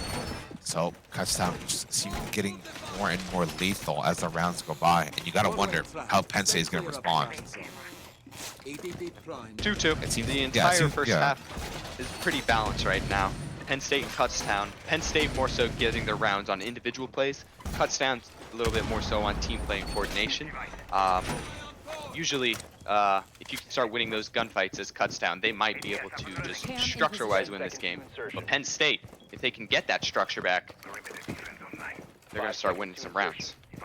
Kutztown definitely very used to taking map control quite quickly and a lot of good droning. So you gotta wonder just how effective these Capcan traps from at the beach are going to be. You know, are they going to get caught off by any of them, or are they going to be droned out efficiently? Very interesting strategy. Even though Capcans can now be put 2 on a door, it looks like he's going for the multitude, actually trying to get some early damage, not going for early kills. Whereas if you drone 1 door with 2 on it, it's a lot easier to deny the value than if you have to drone 2 doors to stop it. And that's it. Drippy Destroyer. Really rough game to start. That early aggression is just being shut down. I'd like for his teammates to tell him to swap it up, because he's currently being a spectator to the rest of this map. As young Gerv forces Skirt to be a spectator in his own right. But yeah, what were you saying about the Capcan traps before? I think honestly more is having them, be 5 spread apart in the single doorways. It does provide a lot of good information, because they're gonna have to shoot them anyways, and those gun sounds do make a sound, and some of these guns in this game are very loud. Yeah, there's no real right way to do it. I think there's certain doorways that are harder to be able to clear safely. There's some doorways that have really, really tight angles that it's hard to be able to take the time looking off an angle to shoot them, and that's when you can really afford to put 2 on it. But it really depends. Neither strategy I think is better than the other. It's just a preference of playstyle, and so far we've yet to hear an explosion go off in the map, so it's hard to say which is better at this point. Speaking of playstyles, it does seem like Penn State has been a bit conditioned by Kutztown, actually, as we saw a Screaming Serpent standing on one of the tables, just trying not to get blown up from below. As there'll be Tom Z actually droning this angle out, and here comes the artillery barrage, my Tribune right now, as he will actually get a tag onto Screaming Serpent. It's a 4 versus 2 with a minute left on the clock, though. They just need to secure some kind of equalizer here to even have a little chance to make this possible. As there'll be Tribune from below taking down one of the bandit batteries, and now with 50 seconds left on the clock, the wall is finally getting open. The entirety of Kutztown still at very much healthy amounts of HP. Same could be said for Penn State. 40 seconds left on the clock, though, and things just to see he's slowing down just a little bit. As I'll be Screaming Serpent gonna take him down. Now it's a 4 versus 1. Tom Z moving into the site quickly as they know where at the beach is. And they do. They clean it up. Kutztown's attack on this map looks really, really solid. Penn State, because they're scrambling around trying to dodge these frags, they're out of position. They can't play these normal power angles that deny these Kutztown entry players to get in the map. And therefore, Kutztown has the ability to be aggressive, really push the map. They're using this Lion, Iana, Buck, these operators with really, really powerful guns, with also really, really good utility at getting information with the Iana, as well as the Lion holding them in place. They're just controlling where Penn State players are allowed to be, and that's how they're dictating the pace of this game. Even though Penn State has 2 rounds, though both of those rounds have honestly been gimmies from Kutztown just dropping the ball. This half could be 5-0, and I would not be blinking an eye because Kutztown right now is playing better. Oh yeah, absolutely. And like I mentioned before at the start of all this, it's not very often that you see a collegiate team be very comfortable with Skyscraper. And well, Kutztown, if they keep at this pace, they might be looking to punch in their ticket to Cincinnati early. And a lot of the other teams going to the group stage, I want to take a look back at this VOD. Yeah, absolutely. Drippy switching to the Vigil, hoping to counter that utility. I'd like to have seen that switch a little bit earlier, because these presets from Kutztown, they have 4 drones in the map currently being piloted on presets. You can see that in the top right. Only one of them has managed to be shot. That's why that soulless band, that ability to find the drones and destroy them before they can get information is so critical. Kutztown, knowing that they don't want soulless at all to be able to stop their droning and that information, is a very key influence on this map, I think. Oh yeah, Penn State definitely just getting very much crippled by all the information Kutztown is getting. As you can see, that they'll be going Mozzie, Vigil, and Mute. They need 3 operators to even submit a fraction of Souls of Power, and that's how much that ban hurts. As will be Golden actually opening up this Geisha wall quite quickly. Some good vertical from below. Bomb has been located. Golden just actually not Golden, it'll be Thundy. See if anybody wants to run out on him. Tom Z very aware that there's a Vigil right on the board and that he's quite close. First pick. It looks to be a little bit of a switch from Penn State. Looks to be a little bit of a switch up because now they're pulling out the Orcs, pulling out the Thunderbolt, pulling out the Vigil. They're going for frags right now. Penn State's really trying to win these engagements of control. They're gone are the days of them trying to positionally set up this map. They want to be able to shut these Kutztown players before they can enter. Yeah, they're tired of playing on Kutztown's rules. It's frag or nothing right now as Drippy Destroyer below that Geisha wall. Just get a very cheeky pick. They'll be Kutztown exhausting some of the utility. Ooh, that was almost a very cheeky strategy. But if that was the old Kona station and would have healed Golden, he would have had a more accurate ping on him. Now they have control of the area. Bombs, flashes flying out. And that'll be the bomb with seconds left on the clock at the beach, trying to make something happen, but he actually gets damaged to all hell because of it. And now with about 40 seconds left on the clock, Penn State need to recover this, as they'll be in a 3 versus 3 right now. Young Gerv has made stuff happen before, and now they find themselves in a man advantage, Penn State, and they'll just be creeping closer to the bomb site. 1 versus 2. Tom Z right now in the clutch. 1 versus 1. Young Gerv versus Tom Z. And now it's a battle of wits. Advantage. Tom has to deny, but also he needs to play around this Oryx. This Oryx has to plant the bomb. It's over. That's it. Tom plays it perfectly. Hipfire hits the headshot, but that wasn't even needed. That round went Kutztowns all the way at the end there. 1 in the chamber, 1 in the cranium, as that'll be Kutztown going up 4-2 on their first half. Now will be Penn State up for response.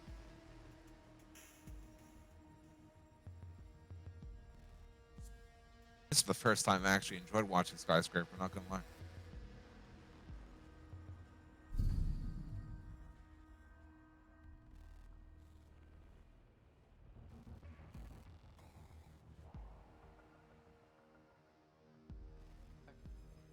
Is this a timeout?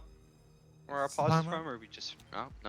Oh, I saw the infinity sign. Attackers need to Yeah. locate and Okay. defuse as A switch many of bombs as sides. they can. It's gonna see if Penn State can flip the script, because right now Kutztown really feels to be controlling the pace of this game. Kutztown also seems to be switching a little bit of style. Looks like they prefer the bar a little bit, and that's understandable. It's a little bit like some other maps, such as Chalet, a little bit, where that Does bar remind me that- games yeah, is bar a really games. strong site, where you're already used to extending vertically to that to that Geisha area.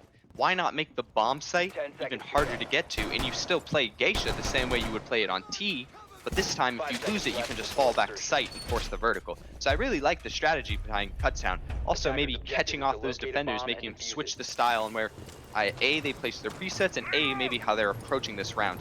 Really, they have the momentum on this one. Might as well make Penn State adjust to you. As they'll be Young Gerv getting a really good first pick for his troubles on the skirt, but actually Thundy with a really good response. And there goes a lot of potential intel and the frag grenades from the Yana. However, at the very least, they still have 2 frag grenades in the pocket of Young Gerv and all that potential intel from at the beach's Inox. Things just seem to be a bit of a standstill right now, and Kutztown could not be happier about it. They don't necessarily need the frags, they just need that clock to hit 0-0. Pingus is running around. He's going face first. Mozzie pest.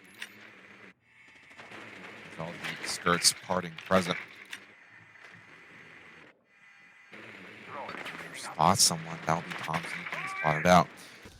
I'll have to keep that one in the mind for later. You gotta wonder if how he scattered his Capcan traps, if he'll double up on the doors, or if he'll scatter them out one by one.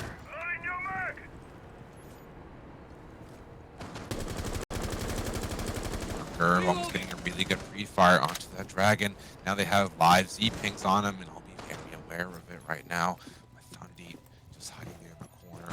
No other option, but he's maybe trying to fight his way out of it.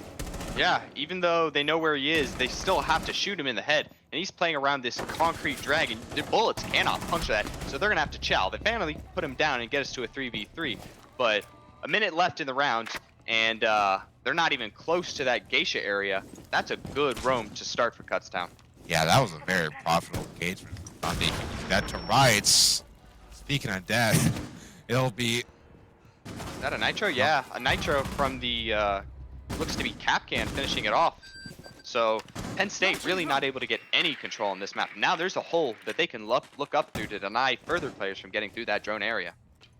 Oh my god, I know what went on there. Like, they had somebody watching the drum cam to coordinate with the nitro below. That's such good coordination coming off from Kutztown.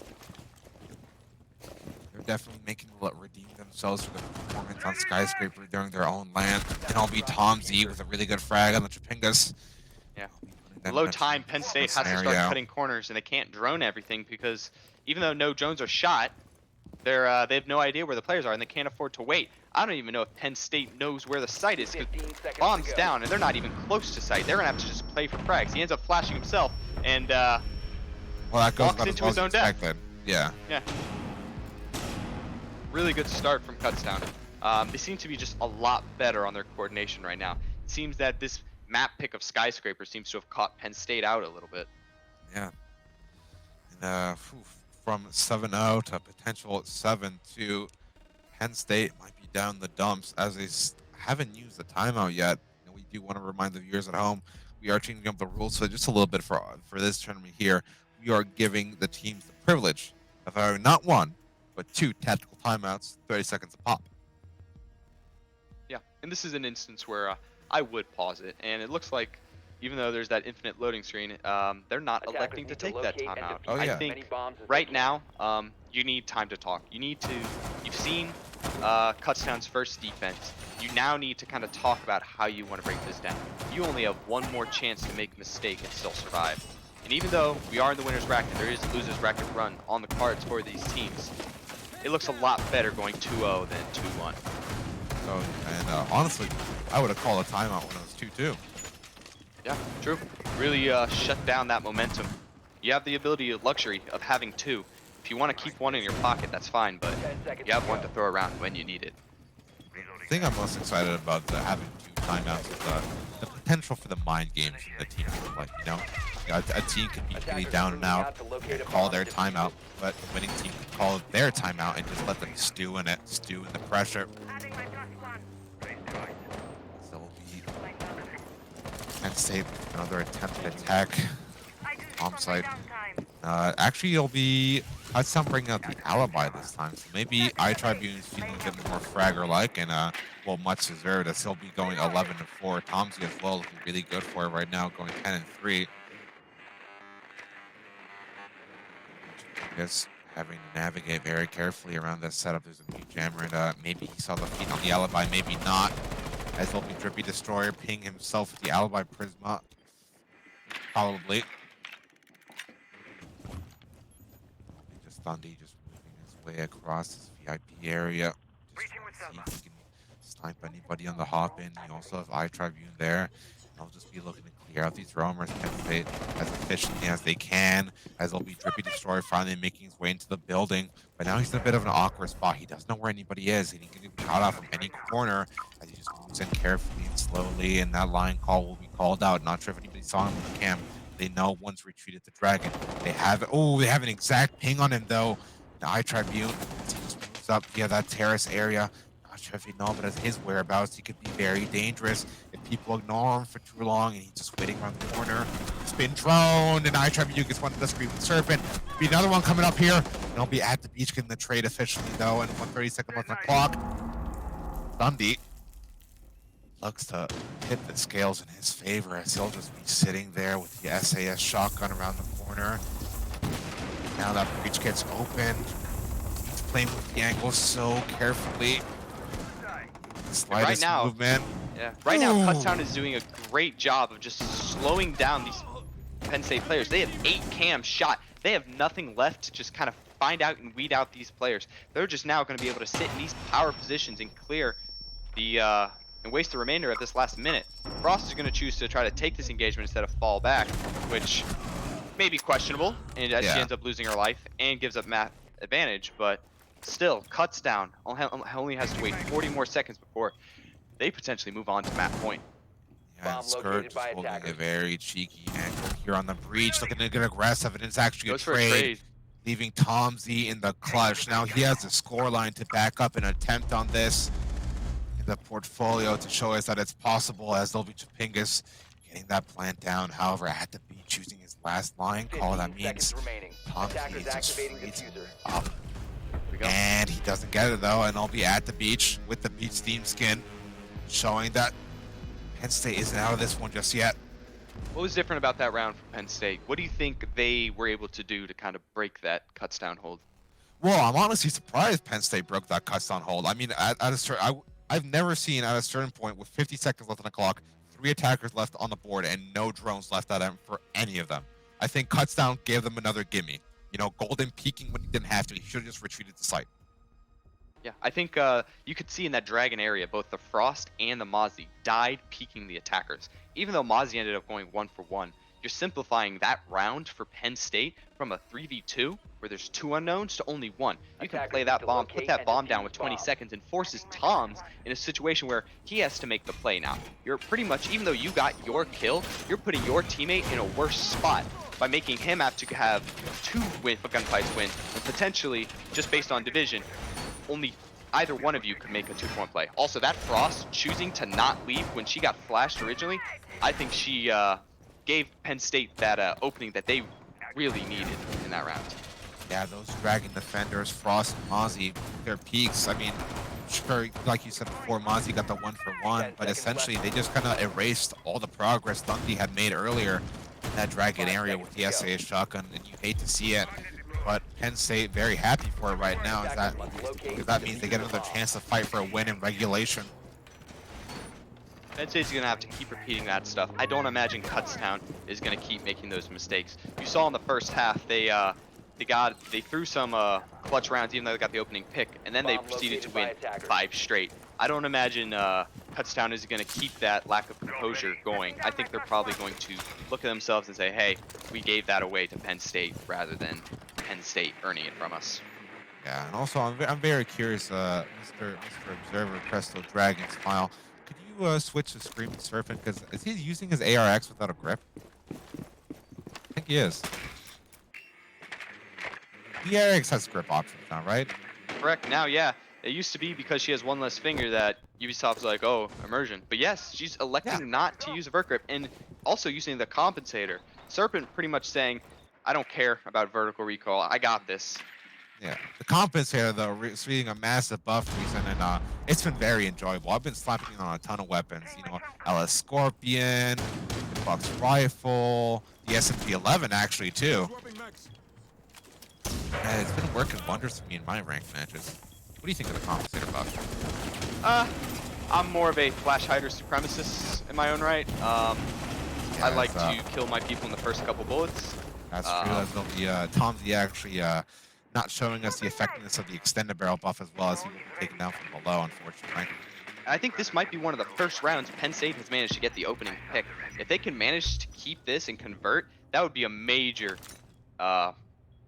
talking point, I guess, moving forwards. Because if they can start to switch the success around, this will be really good for Penn State's ability to get back in the game. Although Thundy, knowing that the attacker has a grenade stuck in his hand, just uses to just peek out and shoot, and then confirming the down on that. So Scream Serpent getting a little bit aggressive, keeping himself as more of a spectator in this game. So now, Penn State, even though they got the opening pick, yeah, it happens. Penn State, even though they got that opening pick, they're now stuck on even with 3v3, and they proceed to just walk into the blender. And now Kutztown in what can only be described as a favorable position for the rest of this round. Penn State still has some good utility to navigate this. You know, Drippy Destroyer getting lit up. He does still have 3 flashbangs left in the pocket. If he can pop at least one of these, he can try and take some control, try and take the pick on iTribune. He may find himself a good opening, but iTribune trying to take advantage of the vertical being made right now by Drippy Destroyer. And Drippy Destroyer is still refusing to use his flashbangs and don't be going down, leaving only Kapingus, who does get a good tag on iTribune. Ooh, gets one for his favor. Almost getting one in the skirt. With the pistol, 1 versus 1, he needs to make it happen. Plant going down, yes, maybe, no, if perhaps, he doesn't know. Whoa, oh my god! Tribune, this is only mistake of the game. Just missing his magazine. You hate to see it. Again, pulling around out of nowhere, drawing within 1. Kutztown, with that kill, could have moved on to match point. 6-3 scoreline with 3 opportunities to put them away. Now Penn State themselves are within striking distance of Kutztown, and now with that potential momentum of having 2 straight attacking rounds, we'll see if Kutztown can actually regain. We were talking about how Kutztown in the first half was really good at adjusting after making those mistakes, but now again they have 2 rounds in a row where you could say that they gave Penn State an in when they probably shouldn't have. And rifles be damned. Penn State just has that MF Fang on them always. The pistols seem to be the bane of existence for Kutztown. There's a lot of these scars on skyscrapers keep revealing themselves, and unfortunately, it's I have a very unfortunate news, a very deeper scar to reveal, as it will be UC Black losing their lower bracket match to MSU 7-4. Yeah, unfortunate to see our B team out of the tournament already. It'd be nice to see both teams represented in our land, but props to Murray State. Bouncing back after a 7-0. It's hard often after a match like that to really bounce back, but they're in the losers final. They're 1 map away themselves from making it to land. It'll actually be the loser of our RIT versus Drexel game that they'll be playing up against. We will notify the results of that. But back to our game here. Penn State looking to pull a little bit out of Kutztown strategy, attacking upstairs when the opponent goes downstairs. Gonna go horizontal from here. But it didn't really work out for Kutztown. We'll see if Penn State is able to one-up them on that, considering they have a little bit more momentum at the moment. And actually, I do like Kutztown electing to go on the Goyo. From what I've seen on Penn State's attack so far, it's usually them getting that bomb down, exactly when that clock is about to hit 0. So if Kutztown can time a pop on these Goyo Vulcan canisters just in the nick of time, they'll probably snipe a good round off Penn State. And you can hear that nitro below. Nitro cell. Yeah, and that goes below. But like you were saying, Penn State has been playing a long, patient roam.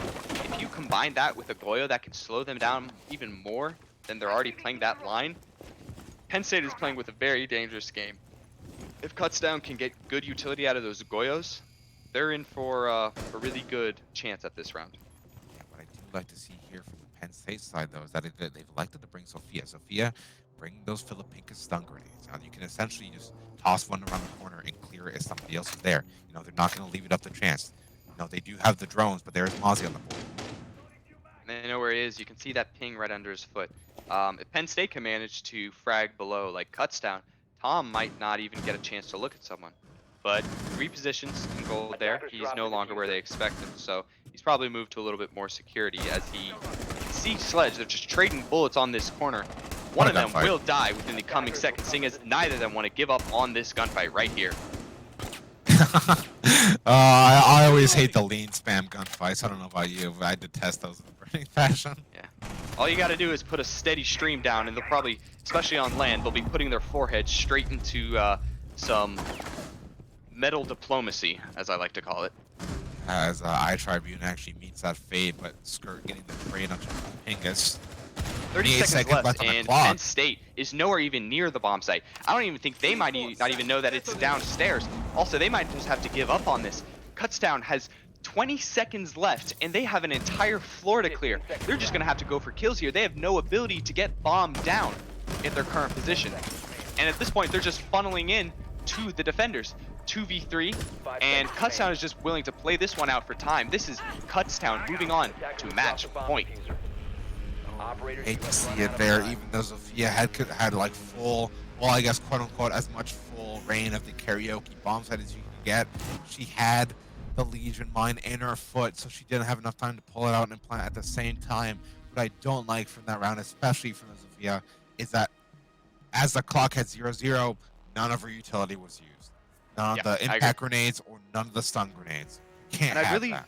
I'd really like to see Penn State open up that gold wall. They had to funnel in through both the drum door as well as the Dragon Shrine door, and that really made it very easy for the Kutztown defenders to just wait and hold those angles.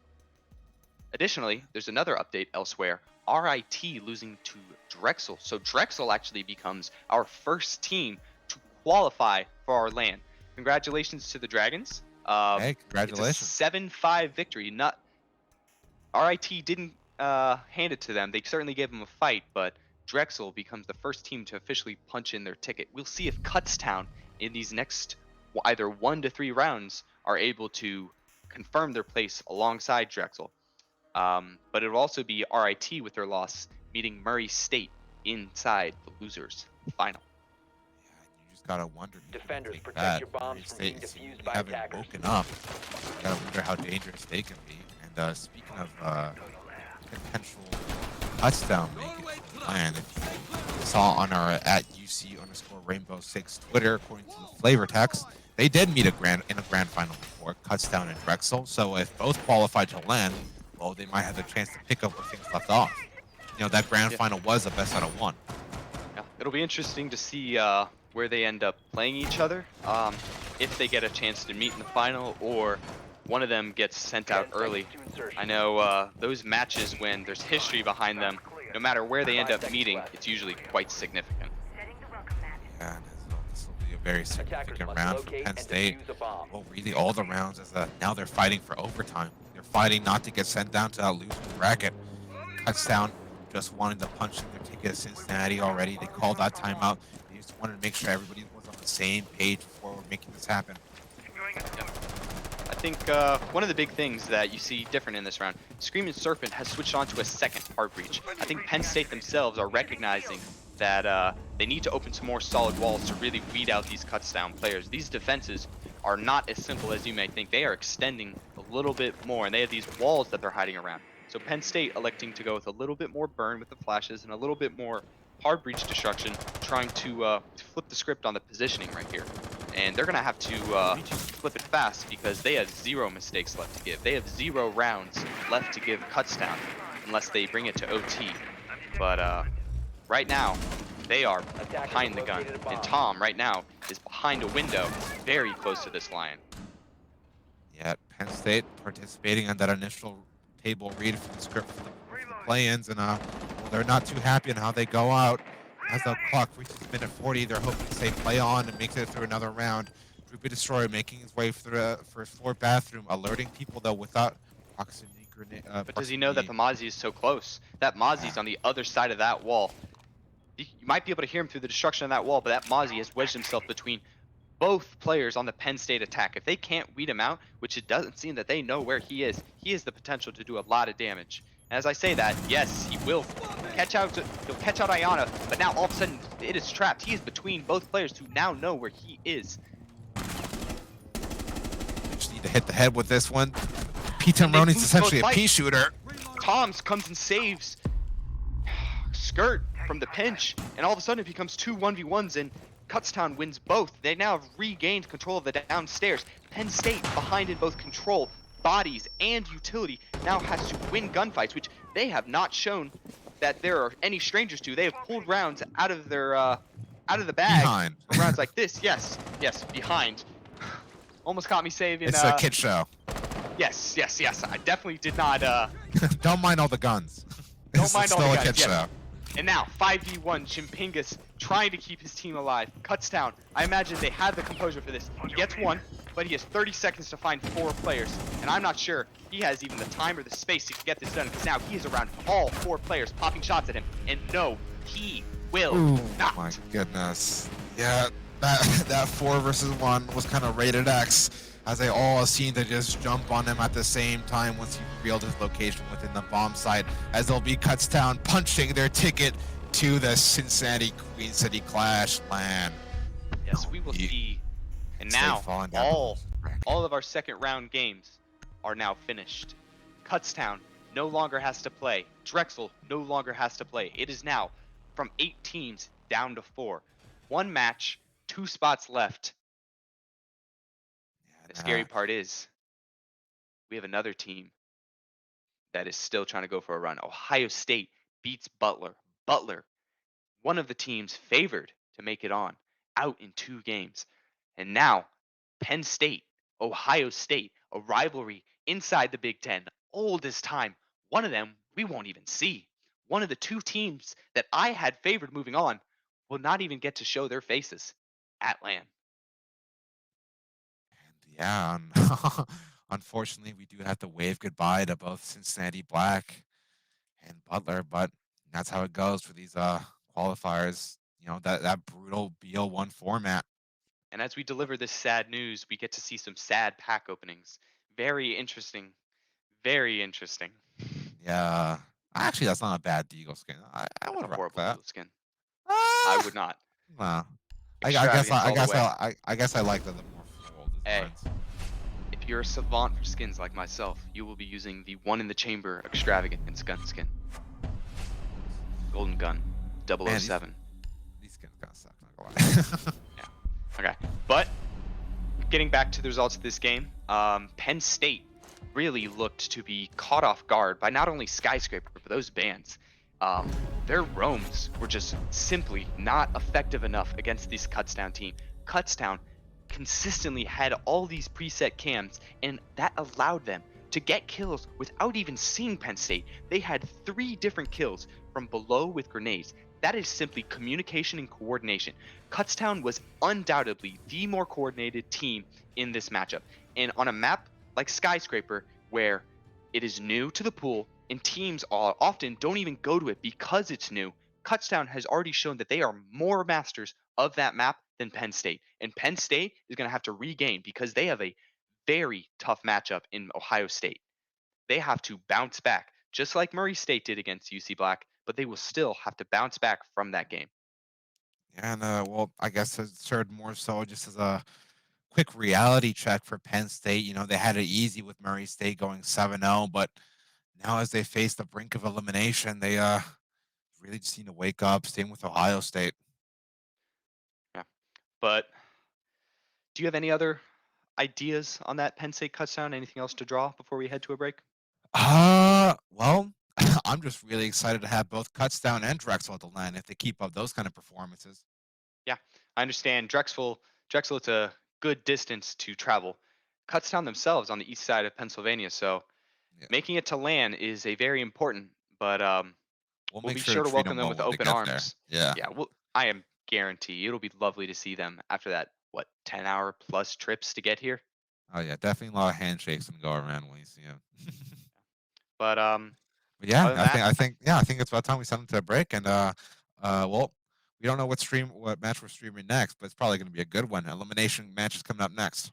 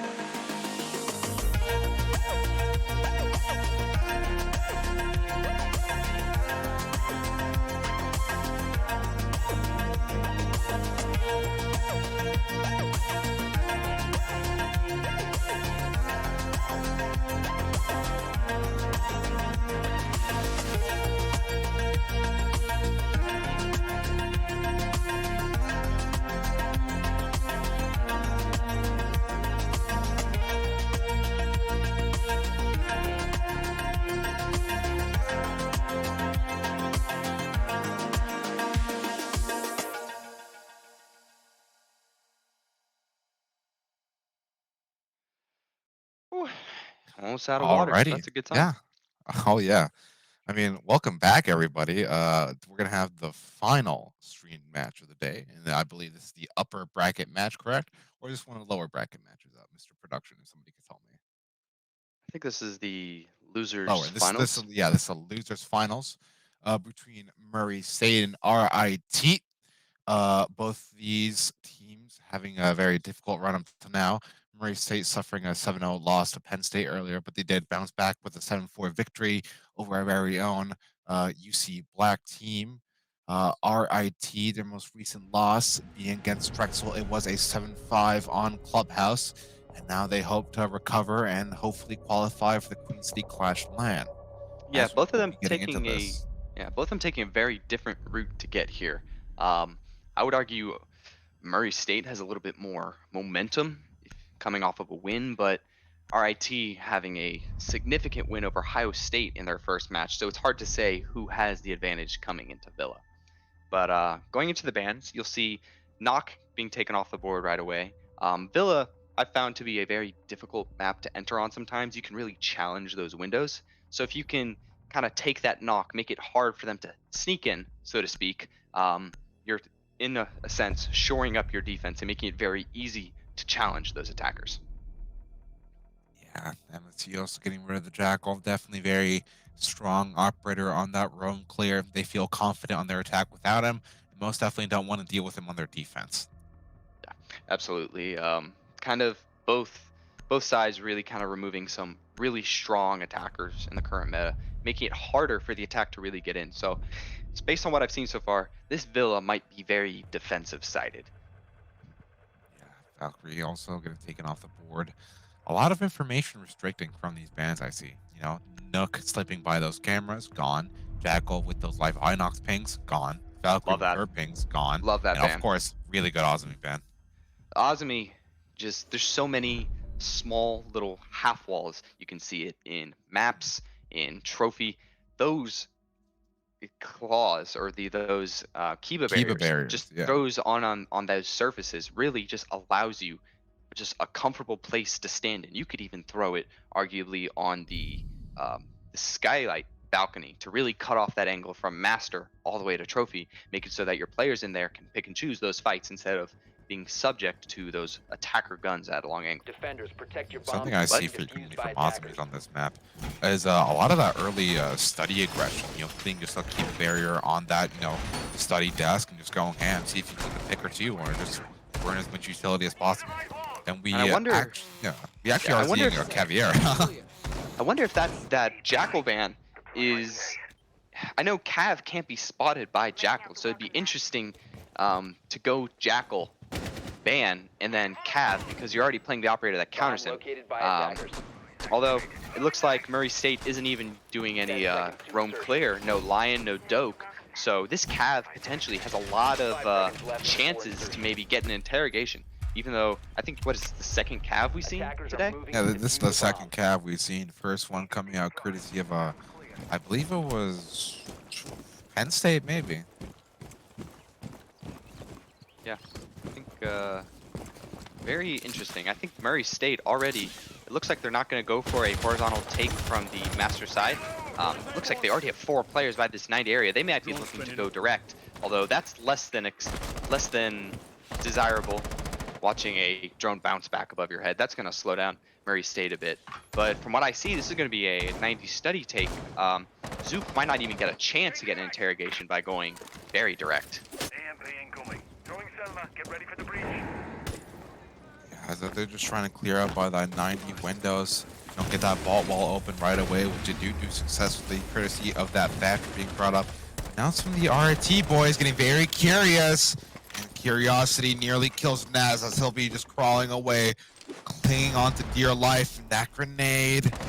The It's grenade not a does not Kutztown manage to level confirm. grenade. There it does. Ooh, Yeah. actually, DualShock does it. Cav manages to find the trade, and now all of a sudden going for the silent step, gets cleaned up, and now Murray State now has all the roamers gone. They have man advantage, and they've managed to open up that 90 wall with 90 seconds remaining. This is so far, although very direct, has been a pretty good take.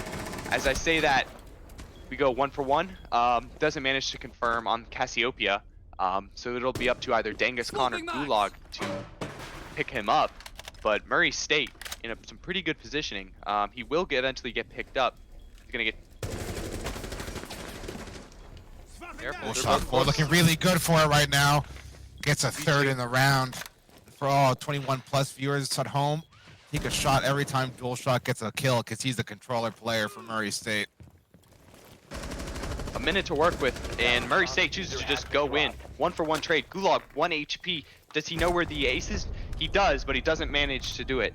DNA putting that bullet straight through his forehead, not caring about HP, and putting Murray State on the board first. Yeah, Murray State, even though they didn't have a lot of like roam clearing operators, they make it work. And almost seemingly very direct take into the vault. And with a few exceptions from below, with a few cheeky frag grenades, they make it work. Murray State up 1-0 over RIT. Yeah, that was a very back and forth round. I don't think at a single point there was more than a 2-player advantage for either side. We see the frag clear Nest, but then all of a sudden that Cav gets their pick. And you have Sledge and trade out with the Jaeger and Bandit. So this was already nip and tuck from the rip. If it keeps up like this, we are in for a show in this match. Yeah, the best thing about the lower bracket matches is that it's the teams that won the most are here. The teams that are fighting for dear life. Bomb When located things by get attackers. desperate, things get scrappy. Reservoir going up. Camera ready to activate. All right. Looks like the same operators from Murray State. Let's see if RIT also 10 keeping the seconds same site is going to manage to switch it up a little bit. They don't bring the Cav this time. Instead, looks like they're bringing a Solus. Almost managing to shoot his own EDD. Attackers are Yeah, I moving was about to to say. the bomb. Playing close there, Zokas. Actually, it's action phase now, and well, he still has 3 EDDs in a pocket. You know, he's gonna have to plant these fast, or he might be caught out by a very quick attacker. Murray State acting very fast on this attack, as they showed in the round previous, hoping to get some good control of 90 once more. But ooh, the Genghis Khan sitting at the window, taking down the drone. Very close. Yeah, maybe looking to get a pick, or at least maybe one of the Selma charges out the wall. Seeing as they just threw the aces on the wall, you can actually sneak up and shoot these off without being exposed to the window. So playing in that aggressive position, you might be able to stop them being able to enter that spot. He doesn't manage to stop the first one, but that is not vaultable. Murray State will have to finish that off. Gulag gets a pick in the basement and looks to have be a challenging second up another on his player on plate. bikes. Caught reloading, traded 1-for-1, just like in the first round. This is staying nip and tuck. Even though RIT is adjusted, this is still going to be a slugfest all the way through. Yeah, definitely looking very scrappy right now. But the thing about that vault is that even though the Selma didn't go the whole way through it, there is a partial angle through. So that means if they keep somebody on that 90 rappel, they basically have that vault on lockdown. Now, Zook is going to be here roaming in library, just prone, waiting for somebody to come into his crosshair sights. And as the clock hits 1:30, it'll actually be Zook droned out, and he'll be forced to retreat. Very good. Well, actually, Very good he'll be in the claws of Bravo, and Bravo for that performance right there, as it'll be Murray State going up on man advantage with a minute 20 left. It's exactly what you want to see. Bravo still has those 2 smokes for an execute, and Noodles still has those grenades, but never mind that. They still have man advantage. It'll be Genghis Khan trying to equalize things, and he takes out DNA plays. I'll just be creeping around the aviator area. Looking to set his sights on Monty Poncho as he takes advantage of the shield he has here. Monty has nothing Attackers have to recovered their contest diffuser. this. And into the Noodles, as there's no frag grenade left in the pocket. Genghis Khan taking down Monty Poncho. 50 seconds left on the clock. And now Ness is able to use his smoke phase as he still has 2 left in the pocket. They might have somebody encroaching on him from behind on the study side, and he's aware, so aware of it, as Noodles gets taken down. It's all down to Bravo right now. He can't really use those smokes because the AD is still on the door. So it's all just come down to kills right here. He's full HP. He knows where Ness might be throwing a smoke bait from. That ball isn't vaultable. He's trying to take advantage of the angle, but he seems to just be being lost in the sauce right now. 18 seconds left on the clock, and Ness with the footies shoots in one in the dome. I was about to compliment Murray State because the past 2 rounds, they've been right on site with a minute left.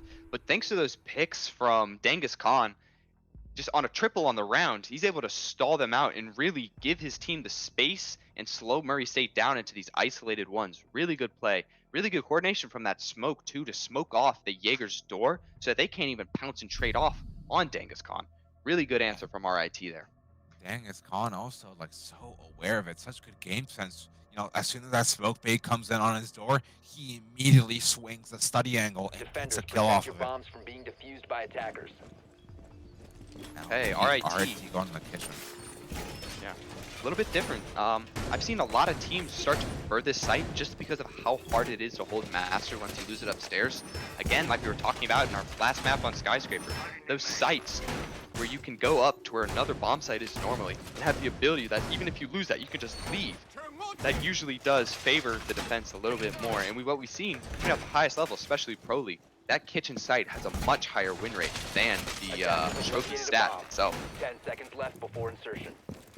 Yeah, there's definitely been a new wave of bomb site ideologies as of recent, you know, trophy getting shelved, CCTV cache getting shelved, you know, definitely a lot of new ideas coming in, and that's exactly what you want to see. Yeah, and RIT, we talked in our band phase about information being controlled. A Solus and a Pulse, they really want only themselves to know where everyone is at once, to deny the drones and instead being able to just call out where each of the players is. RIT wants to be in the information advantage heading into round But 3. that leaves him vulnerable to the IQ gadget from DNA Plays. You know, he's going to be able to see that cardiac sensor and those Spec IO goggles as soon as they have him on and as soon as he's in range. He's also rocking that Commando with the extended barrel. Definitely one of the stronger weapons in the game. Post-buff. Zook misses the drone. He'll be forced to retreat. Opens the hatch. He might get caught off by that. Claymore just misses it. But that'll be still there for later. He knows he's there. As DC's DNA Plays. And that's basically the counter information against Pulse and Soul is gone. Zook making He it so gets out. like magic happen. And yeah, like you said, gets out safely. Really good start there for RIT. They shut down the IQ, so that gives both the Solus and the Pulse the space they can use to not only use their gadgets, but also that IQ isn't on the board to destroy the Mute Jammers, isn't on board to see the Legion gadgets. Honestly, the entire RIT defense is counterable by IQ. To lose her off the rip and not trade her is a really big loss for this Murray State team.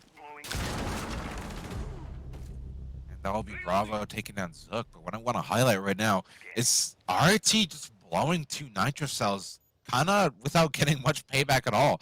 They get a slight tag on the DualShock 4. And speaking of DualShock 4, he'll be getting a kill on a Gulag. So there goes a Solus. That's a lot of information going down. Thankfully, they still have Nest, potentially free wall hacks. But it'll be Genghis Khan actually almost getting a second, but Bravo saves it from the clutches of disaster, and it's going to be a good 3 versus 2 right now. Pulse still up on the board, can get the information, but I have no nice hold to act on it. Cassiopeia as well. Actually gets a good equalizing. Now it's just 2 versus 2. Case down in their favor. We're going to see Murray State try to just put as many holes as they can. In response, RIT electing to go wide, getting away from that vertical area. Cassiopeia almost looking to prep a jump out on those players there. But we're going to have to see RIT open up and just narrow down all the options that these Murray State players can come from. But Murray State, equally, they want to push the other team around. I don't know if he's going to hear DualShock coming up from the basement, but we're about to have a gunfight. Case is down and nope. Got it. There we go. Case is down pantry steps. Sledge is stuck upstairs. He's going to have to fight his way through the defenders to get to the site. This is definitely not going to be a bomb plant round. It's all up on Bravo to sleuth out where these players are, and he has no idea. This round is over. Yeah, sad sight to see, but Bravo will be getting one for his troubles, and it'll actually be the Mute barricading himself in there, so even if he did take down the Pulse, he can still just tuck tail and hide away. No time to plant that diffuser. And that'll be RIT going up one more, saving Really themselves from the man Really smart from these disadvantage. Rochester kids. They have a reputation of playing smart, of being smarties, and playing the clock, playing their position, playing the time, reinforcing that. Yeah, definitely very unfortunate to see DNA Plays going down so early. They could have used a lot of that information.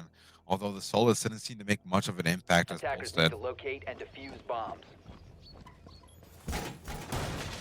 Hey, third bomb site in RIT's pocket. They choose to just go one level up.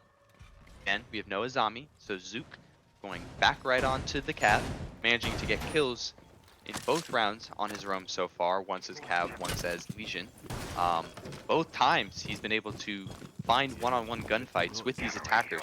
If he can manage to get an interrogation, RIT is in a great spot. But let's see if Murray State can find an answer. 2 rounds in a row. Again, we have 2 timeouts allowed for these teams. We'll see if they lose this round or if they manage to win this one when teams decide to use that. Because have we seen a team use not only both, but I think we've seen 3 teams forego their timeouts entirely in this tournament, correct? Yeah, and well, that's for the stream matches. God knows what's happening on the on-stream matches. You know, seems kind of like a no man's land, don't you think? Yeah, true. It's hard to say, especially in these best of ones. What's going through people's head, seeing as Murray State just came off a win and RIT coming off a loss. It's hard to say where all the teams are at. Yeah, not to mention the teams that are falling and can't get back up. You know, 07 Black and Butler. Device planted. Murray State, as they have been, getting in the map rather quick. Not managing to lose someone to Zook off their RIT this time. It's a good start for them. Yeah, although bravo. they do have Gulag very close to them. I don't know if they know this. And also Zook looking to potentially backstab. There is a air jab there, but you don't have to test the air jab to be able to shoot someone. Bravo getting taken down, was prone on the floor, but as soon as that impact grenade opens up the wall, he's left extremely vulnerable, and that'll be Gulag actually on the flank for DualShock, and DualShock just needs to get out of there right now, or he'll be cocked for 2 players. And it'll be Noodles actually for MSU side trying to equalize things. They're They just get a pushing deep. response back. They're Yeah. completely, they're trying to dodge those players. And that man, again, see, Zook getting an isolated 1v1, gets the Interro this time. And now, RIT with that information and those walls, essentially, clean up the round. Yeah, very unfortunate scenes for MSU. They just seem so uncoordinated this time around. It's like so many people just out there in like the Pacific Ocean, essentially. Yeah.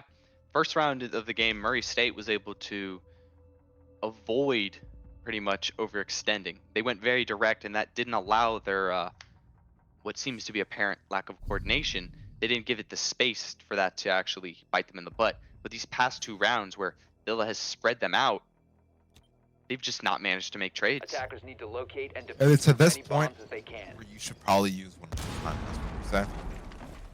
If a defensive team manages a full rotation, take a timeout now. Talk about the next setup. Figure out how to break it, because you have that. You have the luxury of being able to talk about it. Cav, you know there's a player going to play Cav. You know she's going to go for a flank. You have time. You're entering the map quickly. Why not use your drones, pinch him, and not give him the chance to backstab you later? Because he just did. He just interrogated your teammate.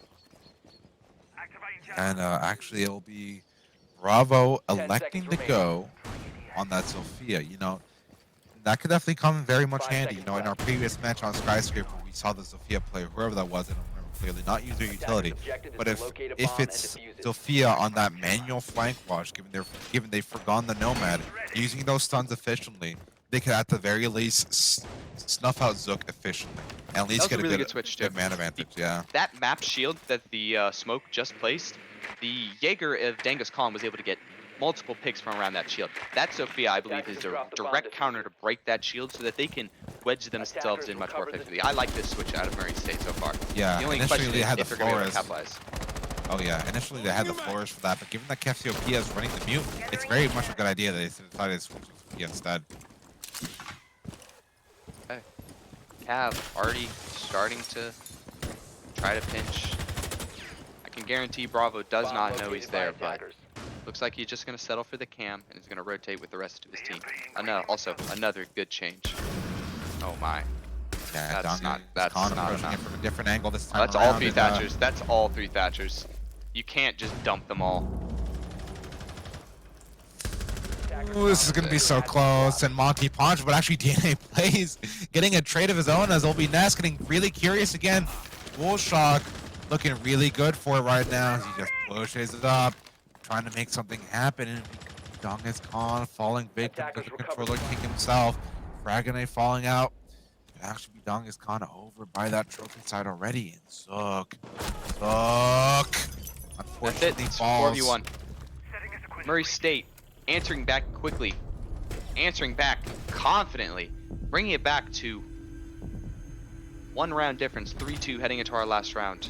Most people would say on Villa, that's enough, but managing to do it so decisively, that's a good round. That's a good answer back from Murray State. All of those switches, all of those stylistic changes for them were well done, and they countered the way RIT wants to play. Even though they did not find much success on that 90 window, they found the aggression up main. They found the picks because those players were trying to deny utility. They weren't denying space. So they gave the option for those entries to get those opening picks. Yeah, as you can see, Attackers need to maybe locate and RIT defuse very as much many bombs conscious as they about can. how MSU wants to play now, as they'll be shelving Caviera in favor for a much mobile character in the form of Oryx. You know, there's a lot of hatches on this map, a lot of open corridors, so you can jump up and run all throughout the space and potentially match Murray State's level of aggression. Deny them the space they want so bad. Camera activated. Unrolling razor wire. It's very interesting. Murray State earlier was trying to run Nomad. Looks like they've foregone that. Going to go with a little bit more destruction, like we saw. Their ability to counter all the utility of RIT. RIT Like I playing a said very before, it could be structured Bravo on setup. the manual flank 5 watch. seconds to go. Yeah. Attackers must Go. locate and It's always a defuse hard the one to bomb. place that shield from experience. For sure. Activate camera. Drone is ready. There'll be two downstairs They in living room, and Gulag knows, but they know where Oh. Gulag is. Electrosensor active. Oh, and I'll just be He's not looking. Noodles just He's looking waiting at them. for He's it. not looking at himself. He's worried too much about where the other utility is. A little bit of introspection, my friend. Just turn those goggles around a little bit. Oh no. Kilo active. Oh, okay. Surely that discourages them just a Shoot, little Shoot. bit. shoot, do it. Sides against it, maybe. Noodles just waiting for this. Noodle's just perhaps a little bit too passive on the information, opting to prevent and play defense rather than go after Gulag there. You're on the attacker's side, my friend. If you have a drone in there, you might as well Z-ping until the cows come home. But LB Dong is Khan making up for the lack of aggression there. As he'll be taking a tag though, and now Noodles is getting active finally. Unfortunately, Gulag has a chance to tuck tail and ride home. You have an Iona with frags there. You might be able to frag Dangus Khan out of that position. It's going to be up to Gulag to protect him here. These two players for RIT putting themselves very in harm's way, trying to save one another. And it's up to Dangus. He's able to escape, but that is the 90 haul given up to Murray State, who will now use that Thatcher and Ace to open the wall. Yeah, Murray State learning from the mistakes in the past though. They forgot the one crucial lesson, that was droning. Bravo just going in there, scoped in, and suffering the consequences as he falls with all the utility. And that'll be dual shock as well. Still getting 2 for his troubles, and Gulag in a bit of a pinch right now. He needs to fight his way out of this one like it's modern warfare. Modern Warfare, Infinity Ward. Ugh. A legacy that has been tarnished. Sorry, Infinity Ward.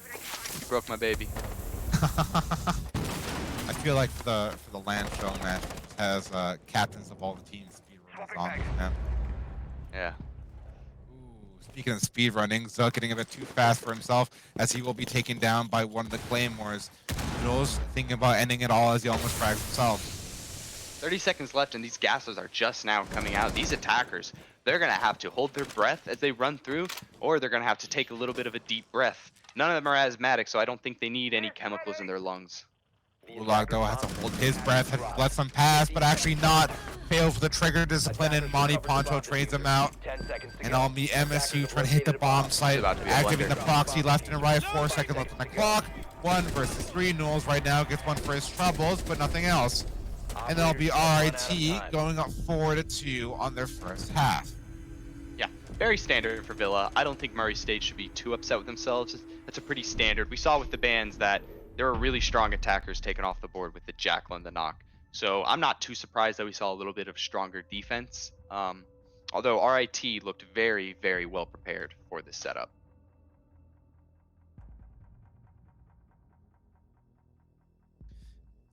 definitely. And we'll just have to see how MSU can respond. You know, it's yeah, like you said before, it's pretty standard that you got most of your rounds on the defensive half, and now that MSU are on the side, well, we'll just Attackers have to need to hope that they can locate and cook. defuse as many bombs as they Otherwise, can. they're gonna be booted out from the tournament.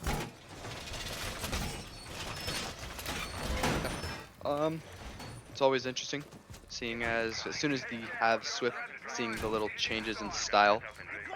Murray State electing to go with Goyo instead of the smoke that RIT did. A little bit better of a gun, a little bit longer of a delay, I think cumulatively 4 times 20. Math checks out.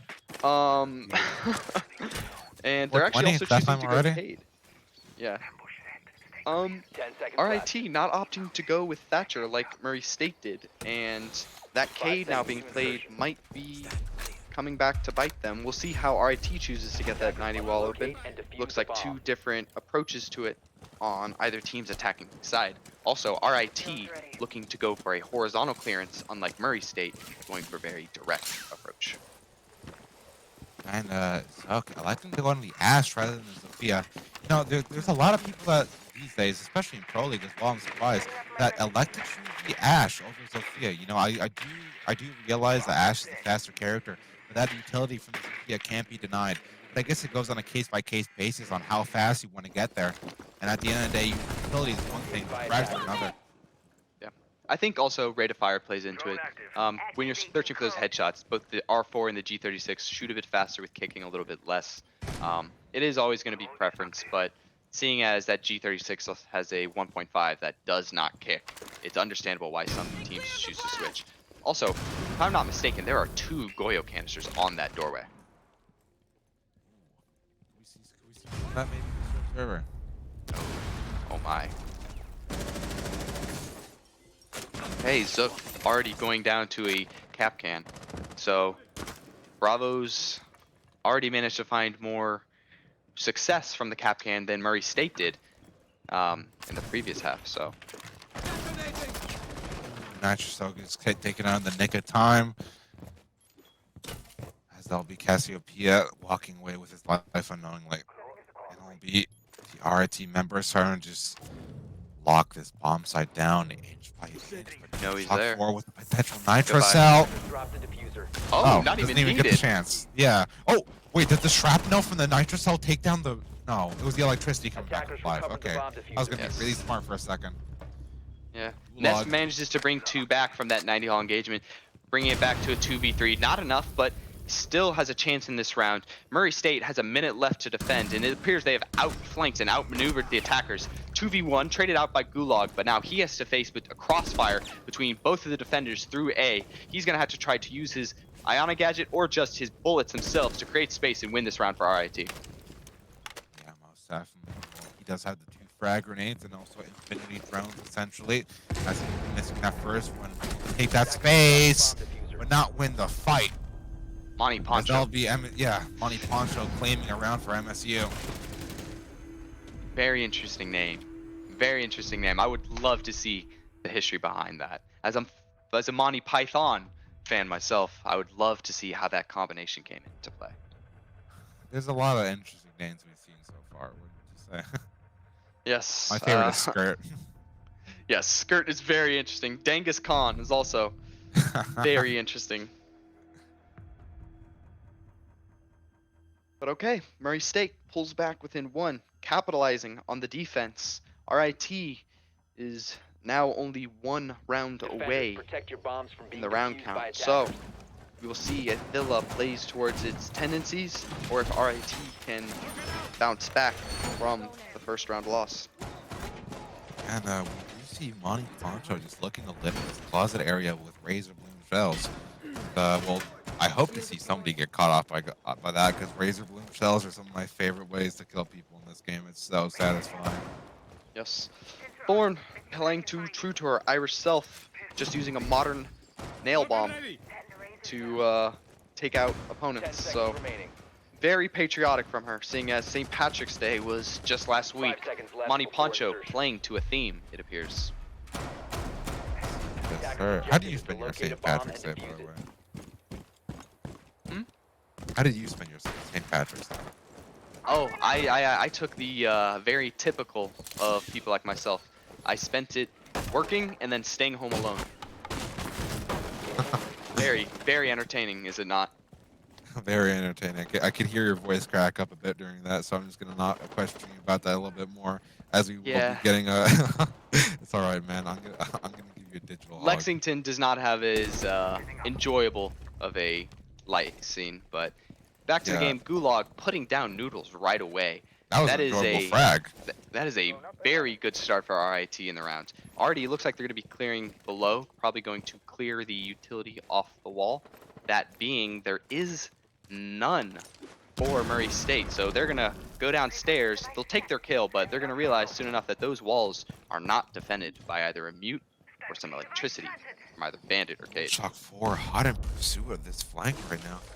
Starts walking. I don't know if will he get the chance to. Sure you Did will. yeah, Nomad just Attackers have gets located out a bomb. just in time, but he does get the Iona. There's another one hot on his heels, but DualShock 4 says, nah, no thanks, and I'm out. Getting your kill and dipping, something we weren't able to see from every team today so far. I see, Zook blowing up DNA off the wall and setting off that Goyo. So really burning that utility and getting the advantage back for the RIT. Yeah, that's for sure. Definitely very good for it, RIT, but maybe some kind of response. You know, There's a thorn DualShock there. 4 has been really good on this roam. And yeah, like you said, the Cassiopeia, he's thorn gonna gadget. know.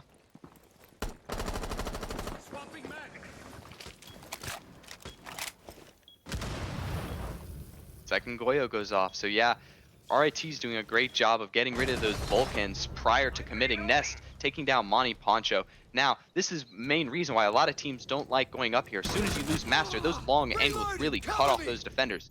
It's up to Bravo above and DualShock down below to buy some space. DualShock gets cut off. It is now just a 3v1 for RIT. If they can find out where Bravo is as he puts his shots off, they clean it up, and RIT reestablishes that 2-round buffer. Yeah, RIT, one away from match point, one away from, at the very least, securing an overtime. And MSU looking grimmer and grimmer with every round that goes by, but I believe in the power of the DualShock 4, brought to you by Sony. It will be electing of the vigil, actually. You know, I'm very curious why this didn't decide to stay the Mozzie. You know, would have been much more handier considering that RIT seems to be bringing the Flores. You know, Mozzie Pest, while not as Defenders, protect effective your as bombs from being defused by we attackers. jammers, say do the same job as stopping the Mozzie. Fucking. Oh, wow, everything's failing. It's a family show. You do the same job as stopping the terror drones. Yeah. Well, I think it's just a change on who they want to counter. The Vigil is invisible to Iona's Gemini, as well as RIT has been very effective in their roam clear. So maybe just a denial of the info, really use that to slow RIT down rather than just destroying their Flores drones. Although that Flores has managed to get a lot of utility and destroy those 10 Goyos. seconds left. So it'll be up to Murray State to try to preserve those so that they can get value out of those later. 5 seconds left. Ooh, first Brava of the entire cast, right here, right here. Are you excited? First Brava. Attackers' Let's go. objective is to No, defuse I the hate bomb. Brava. I like Brava. She's too I strong. love running with DMR. She's too strong. Well, let's see if RIT can use her strengths to their advantage. That'll be the first clutch coming in, trooping along. Let's see what it can find. Now, if they can grab that 90 cam, and that'll really speed up their drone clear.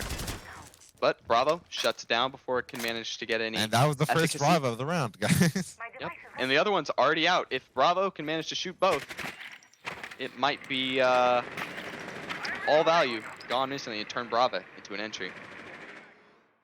And that's though taking some damage for his troubles. Has a few cameras of his own capable of taking down utility. And they'll just be RIT just trying to flush Bravo That out. wall is As soft. he seems to be in a very difficult situation right now. At best, he'll be hoping to get one before he dies. Hopefully a very central member of this RIT attack, namely the Ace, but it'll be the Nomad instead. So there goes your flank watch. And why are they swinging him right now? Why are they swinging him so slowly? They're giving him 1v1s. Bravo could be up for a third. It'll be Cassiopeia up with the trade. Dual shock 4 getting one of the Zook. And there goes the first Bravo of the entire casted part of the tournament. I'm not sure if they brought him out so far, but it'll be RIT trying to equalize just a little bit as they'll be down 2-3. Ooh, make it 2 versus 2 right now as Dual Shock kind of whiffs his mag on a Gulag. Now things are looking doable for the RIT side. No heartbeat denial, so if Cassiopeia rotates, because they still have plenty of time to do so, they could change this entire attack. Yeah, very interesting from RIT. They have a Gemini and they have extra drones with the Brava, but as you can see, not being the most methodical about droning, even though they have that extra utility. And that was a Capcan, not a Vigil, so it's not like he slipped or used his gadget to get under their radar. It was just them missing and not checking all their boxes. But they managed to even it out to a 2v2. But MSU, although giving up the life advantage, cleans it up with a quick 2 kills to actually bring it back within 1.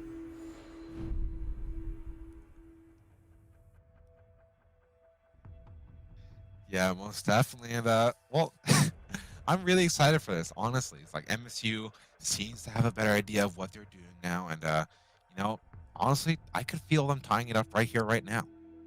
This is very back and forth. It seems like neither team wants to really let the other team get a lot of rounds strung under your belt. We saw 4 straight rounds in that Drexel versus Butler. We saw Kutztown hit a lot of rounds in a row against Penn State, but right here it's nip and tuck all the way. Neither RIT versus Murray State really are letting the other one go on large round runs. We saw RIT hit 3 in a row, but after that it's been very, very close. Bravo. Very cheeky Capcan setup, 1 on each side. You know, I'm kind of curious though, for Capcans like that, there aren't a lot of doorways that are like that. So I'm very curious. Those are the ones that we're talking about. Like, so those are the ones that are really hard to check because it's so close to the wall, you often forget to check it. It's also so dark that it's hard, and it's so exposed that it's hard to justify checking down there when you could be peeked from red, when you could peek from map, you could be peeked from 90. So often, especially since you put 1 on each side, you don't always just check both sides. So that's a really good Capcan for what I'm seeing if you guys want to pull that into your ranked games. What I'm more curious about though is that if you hit 1, would the shrapnel from the 1 just destroy the other? No, I will have to get back to you. But Genghis Khan pulling out the Blitz. Blitz being a very susceptible operator to Capcan, it's going to be up to RIT to protect their player. Considering they don't have a Twitch, they don't have a Brava to either take or destroy those. Speaking of protecting, Gulag needs some protection of his own right now, as he'll be left in the injured state. But actually, Genghis Khan from out left field takes running him down. Yeah, Zook manages to be the one to put him down finally, but seeing a giant shield hit you right in the face is certainly not good for your heart. Oh, this is looking worse for Rare right now. The MSU side is about to get a full face full of blitz right now as Cassiopeia gets it on the wall. Genghis Khan actually getting injured, and MSU might be able to recover this if they play their gunfights wisely. I think they might know that Ace is pushed in deep, and RIT, while pushing quickly, has left a lot of gaps for these defenders to hide in. Although RIT manages, with that tempo, to really get bound to a 3v1, it is left to Bravo. And no, RIT choosing the brunt force method of getting in, and DNA Plays does not look very happy about the speed at which they lost that round. Yeah, RIT filling in those gaps as fast as they leave them behind. And a little bit of banter going on between both teams right now. That's what we like to see. We really haven't seen much of that so far in the stream so far. But hey, you know, use that text chat, get in their heads, but more importantly, use those timeouts. They're on match point right now, and I believe MSU hasn't popped one of their timeouts yet. Yeah, there's no one you can blame but yourself for getting subjected to a blitz rush. That Smoke spent his entire time listening to that blitz running at him and wasn't ready when all of a sudden he rounds that corner. Not only that, but it seems Murray State was not prepared for the change of pace by RIT. You're seeing this whole half, they have taken a methodical rush. Sometimes the hammer is more powerful than the scalpel. Of course, and Well, it seems like RIT just walk away with a little get out of jail free card as they'll be switching to a more traditional operator lineup. And that will hopefully MSU, pardon, can push their way into overtime. Regardless of what happens this round, I'm really hoping if they do win this round, 10 they seconds to call go. timeout. 5 seconds Also, left. Noodles elected to use all of his frost fans kind of within the same vicinity. Attackers objective kinda is to weird, locate a not gonna bomb lie. and defuse it.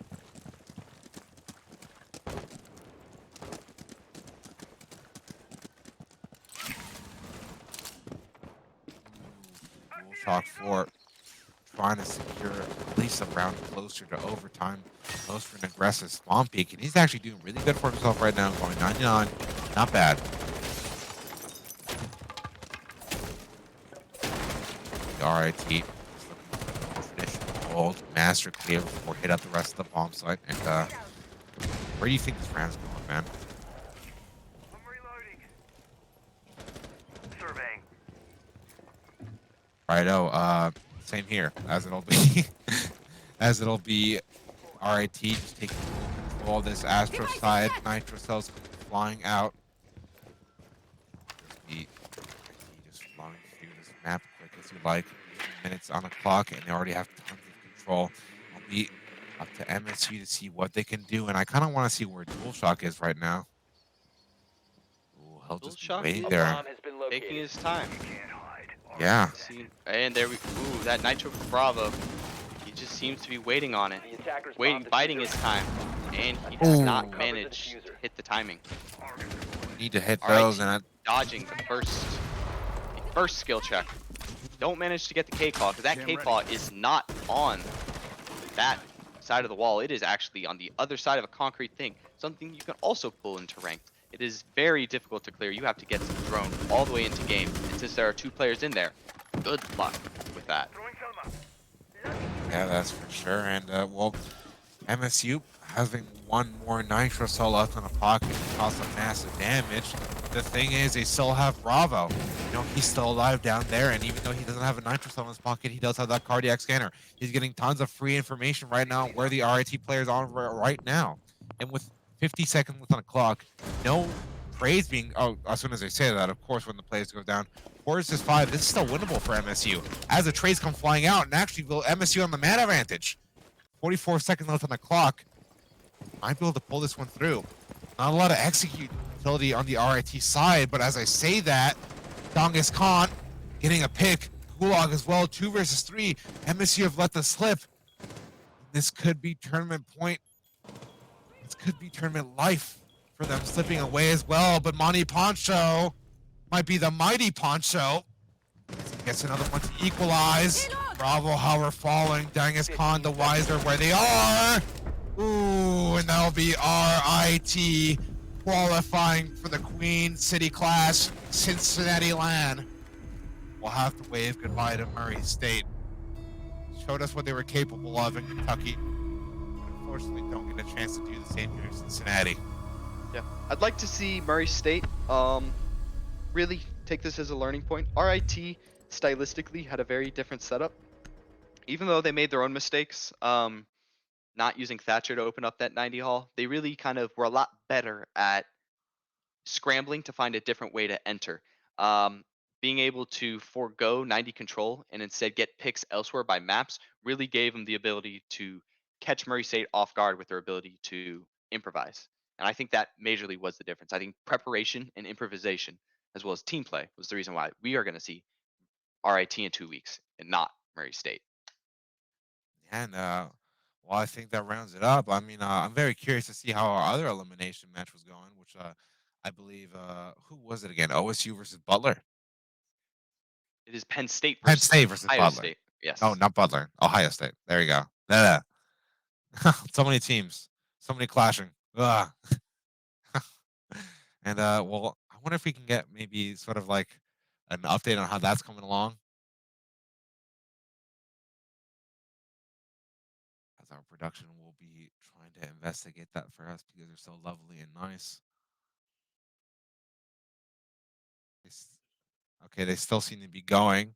So as we wait for the results of that, Do you want to do a quick recap of what that match was Of what that was, or in totality? in totality? Well, what we've seen is a couple of upsets and a couple of expected results. Seeing Ohio State drop to RIT early was something I didn't see coming. And even though RIT did not end up making it, I feel like upsetting a team like that is making a lot of waves.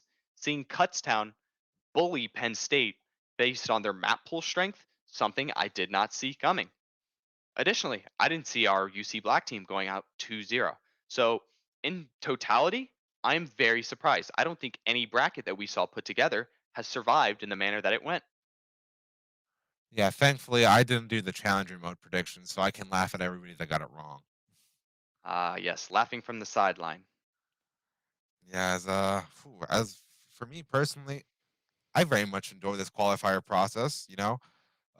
Definitely very much excited to see the level of play coming in for the main stage. We do have Kutztown, Drexel, RIT, and potentially Ohio State. That could be a lot of potential rivalries coming into the main group stage. As we will see these, I'm not sure if you can see me or the alpha packs being opened right now, but okay, you're watching me. Hi guys. Hi mom. Yeah, and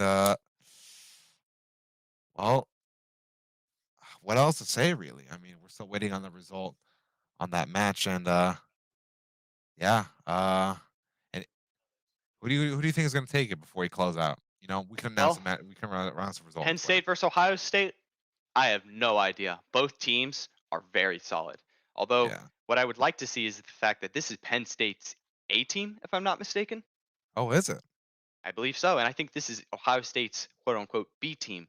I would like to see Penn State beat Ohio State on the sheer fact that, in theory, it's A versus B, but Ohio State Gray, no slouches whatsoever, commonly seen as one of the stronger teams in collegiate. So if Ohio Yeah. State is managing to field two really strong teams, both Scarlet and Gray, that is always welcome in the scene. Ohio State kind of doing things a bit differently to how other colleges do A and Bs. The Scarlet and Gray, kind of two separate entities, really, only sharing the name, but not really the same kind of like structure. Yeah, what I've seen is this Gray team has been together for quite a long time, so that has allowed for them to have that chemistry. Things that we've seen teams like Murray State struggle with, things we've seen like even our own Black team, coordination and team play struggle with. So the benefits of sticking together through thick and thin are really starting to show for that roster. I'd love to see them make it to the tournament, but in order to get there, they have to break someone else's heart. Yeah, unfortunately, and well, we'll just have to see afterwards who gets their heart broken, because it seems like it's about time for us to close out. What do you say? Ah, I believe so, but it has been absolutely a pleasure. In the manner of what, 4 hours, we managed to decide which four teams we're going to see in 2 weeks. So I would say this is a very successful and entertaining Sunday afternoon. Yeah, and stay tuned for the main land stage for Queen City Clash, everybody. If you like this, you're gonna like the main land stage even more, because we got a lot more stuff planned. So thank you all so much for watching with us, and yeah, have a good rest of your day. Guess by 90.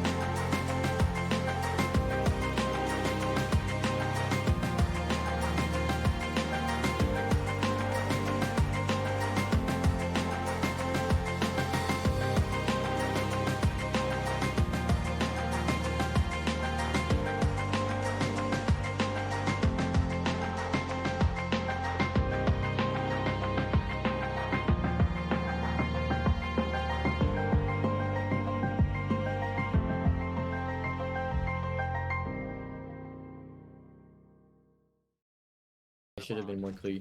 I think if they rush, like, we can handle that. If they rush, we are basically set up I'll for it. s- Just the be hatch near won't the be open is hatch. the only thing. I'll be near the hatch in the beginning, just in case if I need to open it. If they're not rushing, I'll reinforce and drop. Just do something else. Nate, wait, whose shield is this? Mustard, do you wanna put your shield elbow so you can run? Oh, you know, you're running. No. I don't even like the elbow shield. Like, I mean, we just gave it up last time. I'm not even gonna put elbow shield. I'm just gonna put it watching for you. Can you get that one wall? Yeah, I'm I'll ready. get the tower. Reinforce the box. 100. Reinforce should I what? wait if they're rushing? E-box. Should I Yeah, wait? no. Get the hatch. Get the hatch. Just Get get the it now. hatch. Just get it now. Alright. I don't think we got main hatch either. I got main. Okay, I heard. It's castle, Nate. Calm down.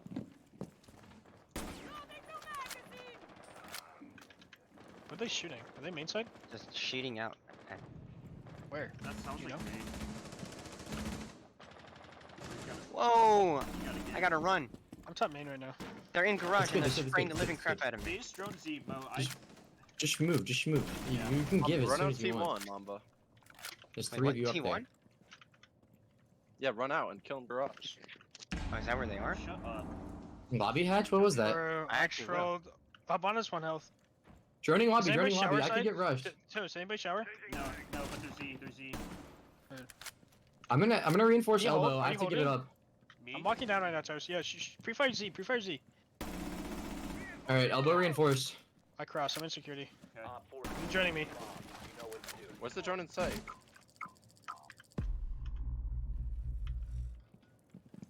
Main rush? Down lobby. Yeah. I'm holding By the hatch positive still. on Z. Drop two. Double drop main! 3 drop laundry! 3 drop laundry, Nate! There's 2 more! Yeah. I'm in freezer. I'm holding a feet I'm on holes. the flank. Let him walk through. Let him walk through. Wall bang. Too lit. Oh! Hey, 2v2. One of them's 1 HP. No way. There's one in sight. One friendly operator remaining. Once top laundry stairs. I'm pretty sure The kid down here's stuck. Down where? He's in sight. He was, yeah. That or laundry. We have tower cam.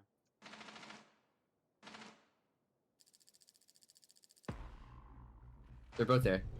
Wow. Mission failed. These were eliminated. Nice. I should just stay up longer, bro. It's not 2 when a knock would be enough.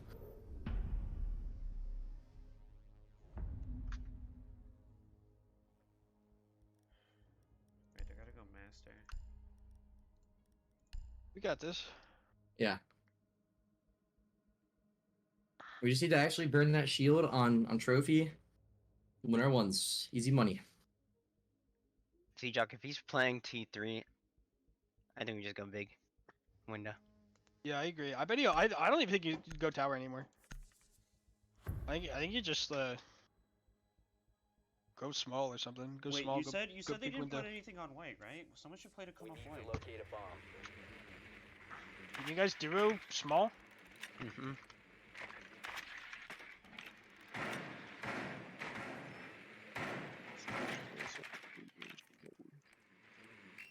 Do you want to bring Jackal? I Or no? myself.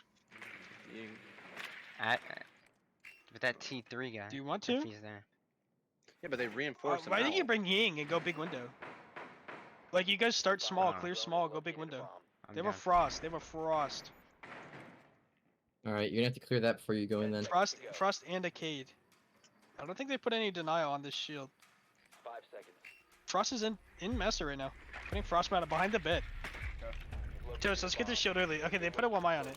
There's a guy tower. I just spawned street by accident. Wait, you want me to like go master to burn the shield right away? Yeah. Okay. They were on the Did you cam. shoot con cam? Did you shoot con cam?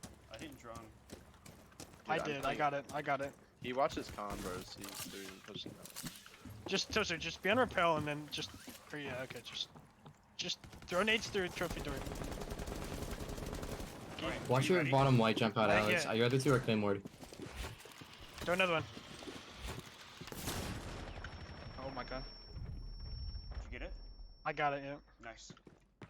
Okay, I'm joining armory now. Armory is clear. Oh, what I mean. Trophy door. Like top man? Okay, heard. He's gonna be on the trophy. Can you just hold him there, Mustard? There's two trophy. No, he's already walked through. Nobody's trophy. Jack, they're on. Hatch I is can't clear breach denial right now. Yeah, they barricaded this off. Nobody ever stop main. They do have trophy holes though. Hatch is open. They have master holes as well. I walked through. Wait, there's holes right here above. I don't see. What They're can be watching you. what can be tucked on this corner? That's the No, only he's- place He's we can watching. tuck. He's watching. Wait, Z-Jock. Careful, Okay, careful, I'm gonna animals. kill this guy. Okay. Yeah, one. Yeah, one attic, right side. Can someone go below to get the denial? I went Nick- earlier. Can you try Mustard? I Nick, couldn't fucking come find with it. me. Okay, well, come with me. Yeah, yeah, I'm here. I'm here to watch. I'm here to Trap? watch. Yeah, hold on. Let me check Z real quick. Alright, what's the plan? Z looks good. Z looks good. There's I think definitely at least one in attic. Where's Who's Z-Jock? that Frost? Shh, Frost, back Frost? in. Frost That's game. on breach. On Yeah, breach. She's lit, bro. She's not there anymore. She's not there anymore. She shot my camera. No, it's in your master. Audio. Top white, What? top white, top white, top white. I don't know what I just heard. Not in master. Alright, go on a big window, Mom Bomb. Go on a big window. I do not know where You're this by gate yourself, was. Mustard. Dude, I know. That's what I'm saying. Hey, Can do you check have a if it fucking calls in master? explosive, bro? Yeah, yeah, yeah. Check if the closet